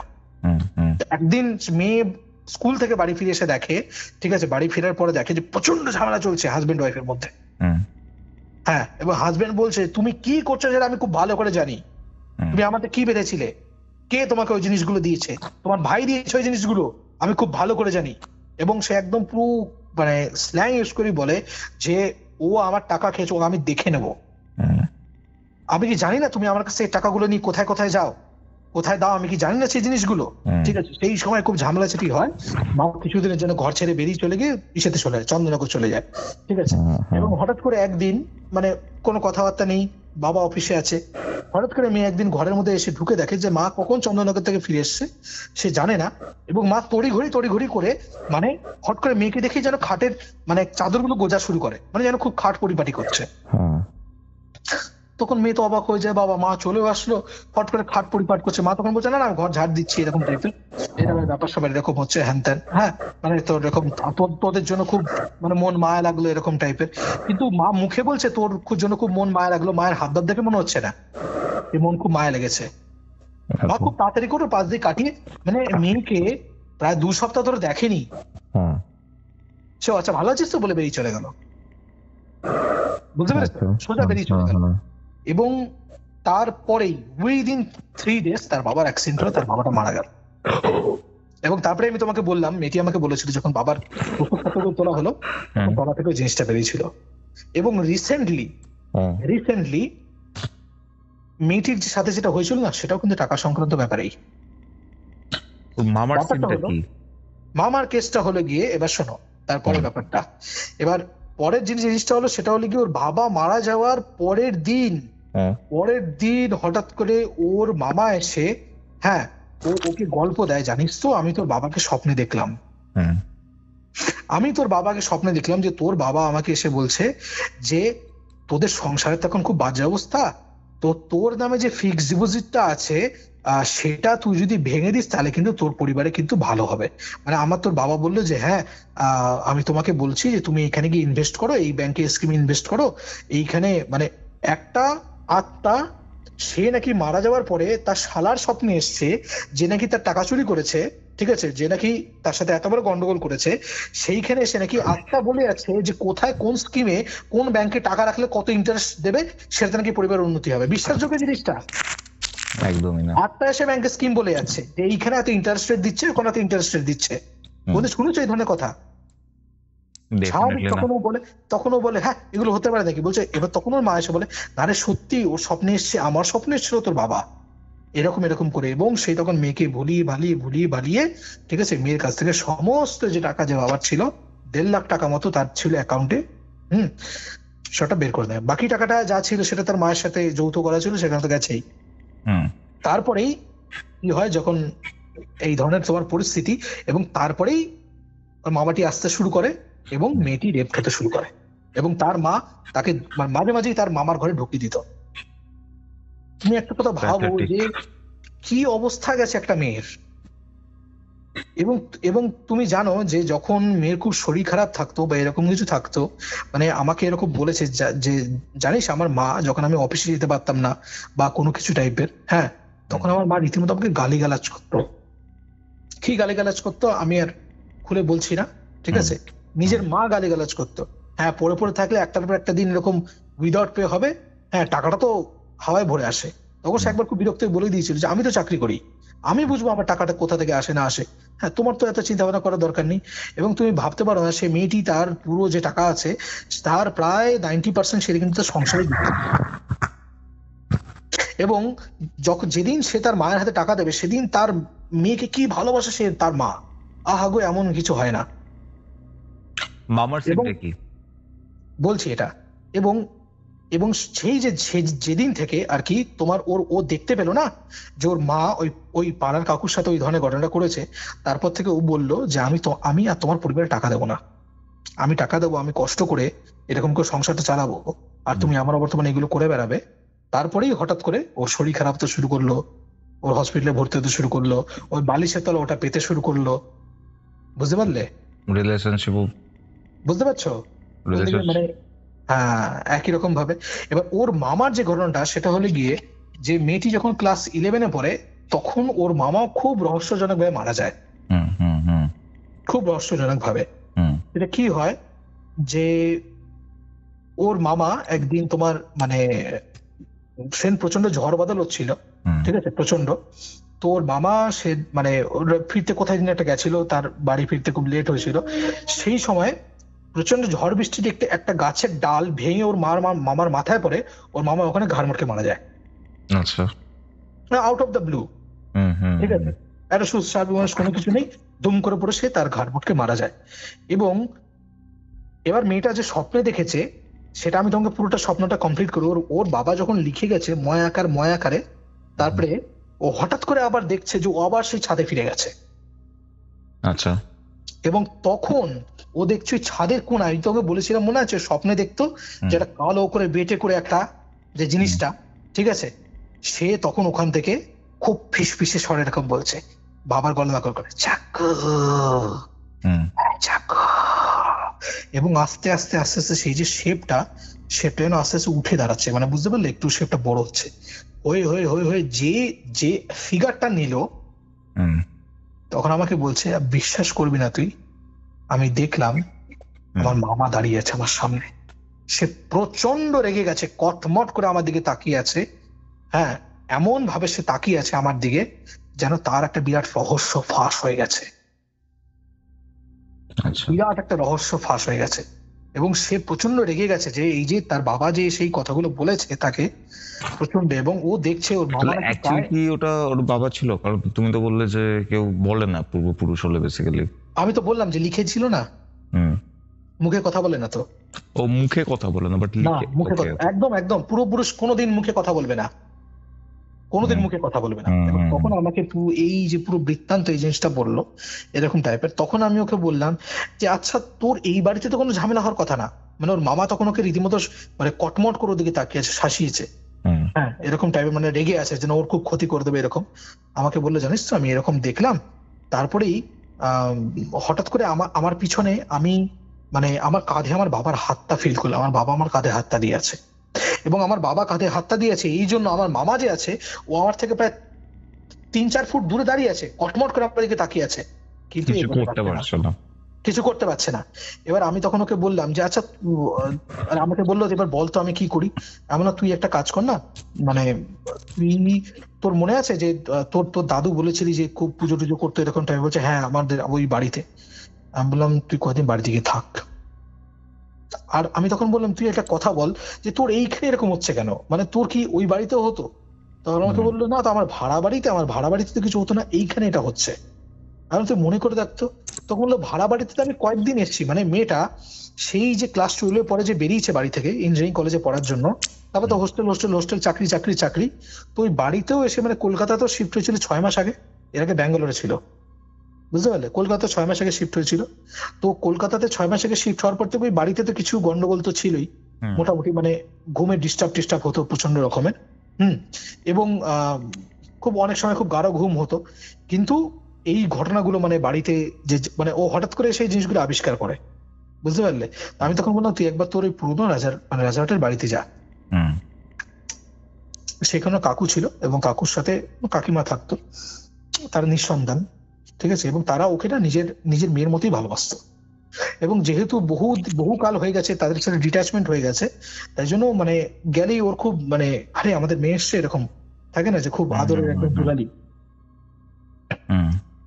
যথারীতি যখন ওই বাড়িতেও গেল, ওই বাড়িতে যাওয়ার পরেই হঠাৎ করে সেদিন রাত্রেবেলায় ওর ধুম জ্বর এলো, সাংঘাতিক জ্বর, মানে সে এত জ্বর মানে প্রায় মানে অনেকটা জ্বর, আমি সেটা কতটা জ্বর সেটা জানি না, কিন্তু আমাকে বলেছিল প্রায় 100 মানে 2-3 মতো জ্বর, মানে কনসিস্টেন্ট সারাদিন ধরে, জল ফুটে দিচ্ছে কিছু হচ্ছে না, সারাদিন ধরে এরকম জ্বর হচ্ছে। তো এটা প্রায় 2 দিন যখন হয়েছে তখন ও হঠাৎ করে দেখছে, আর ওর না একটা জিনিস আছে, ওর কাকি পায়ে নুপুর পরে, বুঝতে পারলে তো, যখনই হাঁটে ছমছম করে হয়। তো সন্ধ্যেবেলার দিকে যখন ও মানে ঘুমাচ্ছে, যখন জ্বরে ঘুমাচ্ছে যখন, হ্যাঁ, এবং ও যে ওই বাড়িতে যে আছে তাতে ওর মার প্রবল আপত্তি, কেন ওর বাড়িতে আছে, কেন আমার কি ওই একবারে পিজিতে চলে গেল, ঠিক আছে, আমার বাড়ি থেকে এই ভাড়া বাড়িতে থেকে আমি এমনি ভাড়া গুনছি, ভাড়া তো মেয়ে গোনে, আর তো ও গোনে না। ওর খুব অসুবিধা হচ্ছে, এইখানে কেন থাকলো না, ওইখানে কেন থাকলো, এরকম বহুত অসুবিধা। মেয়ে ছিল, আমি বলেছি তুই এই কথাগুলো শুনবি না, গা করবি না, ঠিক আছে, যা পারে করে, তুই ওখানে থাক, তুই তোর মা বাড়িতে, তুই তোর মানে রাজারহাটের বাড়িতে থাক। তো যথারীতি সেখানে যখন সে থাকছে, হ্যাঁ, তো 2 দিন যখন হয়ে গেছে তখন আবার সে দেখতে পেয়েছে, মানে মেয়েটার অ্যাকচুয়াল বাড়ি চিনার পার্ক আর এটা কাকু কাকিমার বাড়ি রাজারহাটের। না, চিনার পার্ক ওরা ভাড়া থাকে। আচ্ছা, বুঝতে পারলে, ওর মামা বাড়ি, ওর যে মামা বাড়ি বা যে মানে ওর যে মাটা যেখানে থাকতো সেটা চন্দননগরে, ঠিক আছে, আর ওর যে পৈতৃক বাড়ি সেটা রাজারহাটে। আচ্ছা, যেখানে ওর কাকু কাকিমা থাকে। হ্যাঁ কাকু কাকিমা থাকে। আচ্ছা। হ্যাঁ ওর বংশ আর কেউ নেই, ওর কাকু কাকিমাই ওখানে আছে। হুম, তো ও যখন ওখানে মানে তখন বললাম না জ্বর হলো, তখন 2 দিনের পরে ও হুম, দুপুর মানে সন্ধ্যেবেলার দিকে একটু ও চোখ লেগে গেছে। হ্যাঁ তখন ও হঠাৎ করে দেখছে কি যে আমি তখন বলেছিলাম না ওই বাড়ি থেকে পুজো টুজো হতো, হুম, তো ওই বাড়িতে মানে প্রতিষ্ঠিত কালী মূর্তি আছে, হুম, বুঝতে পারলে? হুম, তো ও ওর কাকির ঘরে ঘুমাচ্ছিল, তো হঠাৎ করে একটু সন্ধ্যের সময় একটু চোখ লেগে গেছে, চোখ খুলতেই ও ও ঘরের কোনায় দেখে যে একটা কালো ছায়া মূর্তি দাঁড়িয়ে আছে, না একটা পুরো শেপ যেন ওখানে দাঁড়িয়ে আছে। মানে ওটা দেখেও কিন্তু খুব অদ্ভুত আওয়াজ শুনে, মানে ওইখানে আওয়াজ এরকম চাক্কু হ্যাঁ, চাক্কু হুম, এরকম আওয়াজ। তখন ও হট করে ধর্মড়িয়ে হালকা করে চোখটা খুলিয়ে দেখে ওরকম ঘরের কোনার মধ্যে দাঁড়িয়ে আছে। এবার দেখবে তোমার জীবনে দেখবে হঠাৎ করে তোমার যদি ভয়ানক বিপদ উপস্থিত হয়, দেখবে তোমার না একটা অদ্ভুত রকম আলাদা ভয় হয়, জানো তো? হুম, দেখবে ঠিক স্কিনের তলা দিয়ে যেন একটা ভয় বয়ে যায়। এবং জানো এই যে ছায়ামূর্তিটা আছে, এই ছায়ামূর্তিটা না মানে কি করে ওর চোখের সামনে ধীরে ধীরে যেরকম টিকটিকি যেরকম করে দেয়াল বায় না, হুম, এরকম করে বাইতে বাইতে বাইতে বাইতে দেয়ালে গিয়ে ঠিক দেয়ালে মানে যেরকম করে তোমার টিকটিকি দেয়ালে লেগে থাকে, ঠিক সিলিং এ মেয়ে নিচে ঘুমাচ্ছে, ঠিক সিলিং এ এরকম করে সেই সেই ছায়ামূর্তি মানে সেই লোকটি এরকম করে সিলিং এ যেন আটকে আছে টিকটিকির মতো, 4 হাত 4 পা দিয়ে। সেখানে সে ওর দিকে তাকিয়ে ঠিক মানে মেয়ে খাটে, ছায়ামূর্তি ঠিক উপর দিকে উল্টো দিকে বলছে, জানিস তো একদম সিলিং এ আমার ফ্যানের পাশে আছে। সে ওখান থেকে বলছে হ্যাঁ চাক্কু চাক্কু, মানে এরকম ভাবে। এইরকম ভাবে। হ্যাঁ এবং হঠাৎ করে না সেই ছায়াটা ঠিক ঝুপ করে পড়লো ওর উপরে, মানে ঝুপ করে মানে কি বলতো যেন উপর থেকে দেখো তোমার যদি চোখে ঝুল টুল পরে দেখেছো তো হুট করে তোমার চোখের মধ্যে পড়ে, হুম, ও হট করে সেরকম ফিল হলো, মানে কিছু একটা যেন পড়লো ওর উপরে ধুপ করে। ও তো বাবা মা করে চিৎকার করে উঠেছে, যেই চিৎকার করে উঠেছে তখন হঠাৎ করে শুনছে যে একটা মানে ওর কাকি দৌড়ে আসছে ঘরের মধ্যে, হুম, মানে ও দরজার দিকে তাকায়নি, চমচম চমচম করে উপরে আওয়াজ হলো, দৌড়ে এসছে। দৌড়ে এসে বলছে কি হয়েছে কি হয়েছে কি হয়েছে, কিছু হয়নি আমি আছি তো, তোর কিচ্ছু হবে না, এই তো আমি আছি। এবার তখন না এরকম ভাবে মানে ও ভাব বুঝতে পারছে, মানে গায়ের মধ্যে পুরো কাটা লেগে গেছে, থাকে না যে তোমার একটা স্লিপ প্যারালাইসিস মতো লাগে, ও পুরো সারা গাটা ও বলছে যে আমার জানিস তো মানে আমি হাত পা নাড়াতে পারছি না, পুরো শক্ত হয়ে গেছে, কিন্তু আমি ফিল করছি যে আমার মাথায় আমার কাকি হাত বুলিয়ে বলছে আরে কিচ্ছু হবে না কিচ্ছু হবে না, এই তো আমি, তোর কিচ্ছু হবে না, তুই ঠিক হয়ে যাবি, কেউ তোকে কিছু করতে পারবে না, কেউ তোকে কিচ্ছু করতে পারবে না, এরকম বলছে। আরো আস্তে আস্তে আস্তে আস্তে সেটা থেকে মানে ও জেগে থেকে এটা দেখছে। হুম তারপরে হুম, আস্তে আস্তে সেই ও শুনলো যে কাকি এরকম হেঁটে হেঁটে ঘর থেকে বেরিয়ে চলে গেল, বললো তুই শুয়ে থাক, তোর কিচ্ছু হবে না, শুয়ে থাক বলে চলে গেল। হুম, শুয়ে আছে ডাকছে কাকি কাকি, আবার ডেকেছে যখন একটু যখন তন্দা ফিরেছে, বলছে জানিস তো, আমি ডাকছি দেখি কোনো উত্তর নেই, তো আমি খুব হুম, সাহস করে না উঠে ঘরের লাইটটা জ্বালিয়ে আমি সারা ঘরে খুঁজেছি, দেখি কই ঘরে ছাড়া তো আমি কেউ নেই। হুম, আমি তখন ভাবলাম হয়তো বাইরে বেরিয়েছে কি, তখন আমি কল করলাম কাকিকে, তখন কাকি ওকে বললো যে ও নাকি দুপুরবেলা যখন ছিল তখন ওর কাকি নাকি একটু কিছুক্ষণের জন্য মানে মানে ও যখন ঘুমাচ্ছিল তখন ওরা ওই জাস্ট আধ ঘন্টা আগে বাড়ি থেকে বেরিয়েছে, হুম, মানে ওর সাথে যখন ঘটনাগুলো ঘটেছে ওর বাড়িতে ও ছাড়া কেউ ছিল না, কাকু ছিল আচ্ছা, না, কাকি ছিল না, কেউ ছিল না, হুম, বুঝতে পারলে, কেউ ছিল না। হুম, এবং এবার তখন আমাকে বলছে যে তখন যখন কথাগুলো বলছে না তখন বুঝতে পারছি চোখ দিয়ে থাকে না, চোখ দিয়ে জল বেরো, মানে হুম, মানুষ কাঁদতে কাঁদতে কথাগুলো বলে, হুম, তুমি তাহলে আমাকে কে বাঁচালো বল? আমি তখন বললাম তোকে যে বাঁচিয়েছে বাঁচিয়েছে, ঠিক আছে, তুই ভাই তুই আর ওই বাড়িতে ফিরে যাস না, তোর মায়ের ওখানে ফিরে যাস না, হ্যান ত্যান। হ্যাঁ তখন আমাকে বলে জানিস আমি একটা খোঁজ খবর নিয়ে জানতে পেরেছি। কি? বলতে কি? বলছে ও যে ওই শিফট করেছিল মনে আছে, আমি তোমাকে বলেছিলাম যে ওইখানে যে তো ওই পিজিটাতে শিফট করেছিল, তারপরে ও প্রথম মানে এই এক কাকুর সপ্তাহের বাড়ির মধ্যে। ব্যাপারটা খুবই রিসেন্ট তার মানে। হ্যাঁ খুবই রিসেন্ট তো। আচ্ছা, এবং ও আমাকে ওই কথাটা বললো যে ওই যে পিজিতে শিফট করেছিল সেই পিজিতে ও মাঝখানে ডাক্তার দেখাতে গেছিল মনে আছে, আমি তোমাকে বলেছিলাম। হুম, হুম, তারপর থেকে ওর স্বপ্নগুলো দেখা শুরু। হ্যাঁ তো ওই পিজির ভদ্রমহিলা একদিন ওকে বলেছে যে আচ্ছা তুমি তোমার মায়ের সাথে কথা বলো না, তোর মা তো তোমার মার সাথে তোমার এখানে এসে থাকতে পারে না। তখন ও জিজ্ঞেস করেছিল যে মানে আমার মা এখানে কি করে এসে থাকবে, মানে তোমার মা তো এসে দেখে গেছে এই জায়গাটা, তোমার ঘর তো দেখে গেছে। ওকে, ওকে, ওকে, ওকে, ওকে। এবার বুঝতে পারলে? নিজের মা নিজের মেয়ের সাথে এরকম করছে, ভাবা যায়? কি বলি বলো। এবং সেই এখন মেয়েটি কেমন আছে? এখন মেয়েটি মানে আর সে স্বপ্নগুলো দেখছে না, ঠিক আছে। হুম, কিন্তু সে মাঝে মাঝেই দেখে, মানে আমাকে যেটা বলে যে জানিস তো, আমি মাঝে মাঝে স্বপ্নে দেখি যে আমার মামা দূর থেকে আমার দিকে দাঁড়িয়ে কটমট কটমট করে তাকিয়ে আছে। সেই কিন্তু মৃত কোনো মামা। কিছু একটার জন্য সে নাকি খুব মানে 5 ফুট থেকে 6 ফুটের কাছে আসতে পারে না। সে কিছু সেরকম দাঁড়িয়ে থাকে। আর যখনই এরকম মাঝে মাঝে সে না ভোরের দিকে স্বপ্ন দেখে, হুম। ভোরের দিকে স্বপ্ন দেখে তার মামা এরকম মানে কাছাকাছি আসছে, আর তখনই তার পিছনে যেন তার কাকি এসে দাঁড়াচ্ছে, কাকির পায়ের নুপুরে বাজাচ্ছে, আর কেউ পিছনে এসে দাঁড়িয়ে কাকির গলায় বলছে, তুই শুধু নমস্কার বলে যা। এটাই ছিল আজকের এপিসোড। আজকের এই এপিসোডটা আপনাদের কেমন লাগলো সেটা কমেন্ট করে জানাতে ভুলবেন না। আজকের এই এপিসোডটা শেয়ার করে দিন আপনার বন্ধু এবং পরিবারের মধ্যে, এবং তাদেরকেও দেখার সুযোগ করে দিন। কিউরিওফাইট ইউটিউব চ্যানেলে নতুন হলে সাবস্ক্রাইব করে বেল নোটিফিকেশন অন করে রাখুন। এবং হ্যাঁ, আপনাদের কিউরিওফাইটে কীরকম ধরনের এপিসোড চাই সেটাও আমাকে কমেন্ট করে জানাবেন। তাহলে চলুন, দেখা হচ্ছে রবিবার দিন দুপুর ঠিক 3টের সময়। ততক্ষণ অবধি কিউরিওফাইটে এরকম আরও 2টি এপিসোড শুনতে আপনার মোবাইল স্ক্রিনে আসে ডান দিকের অথবা বাদিকের বক্সে ক্লিক করুন।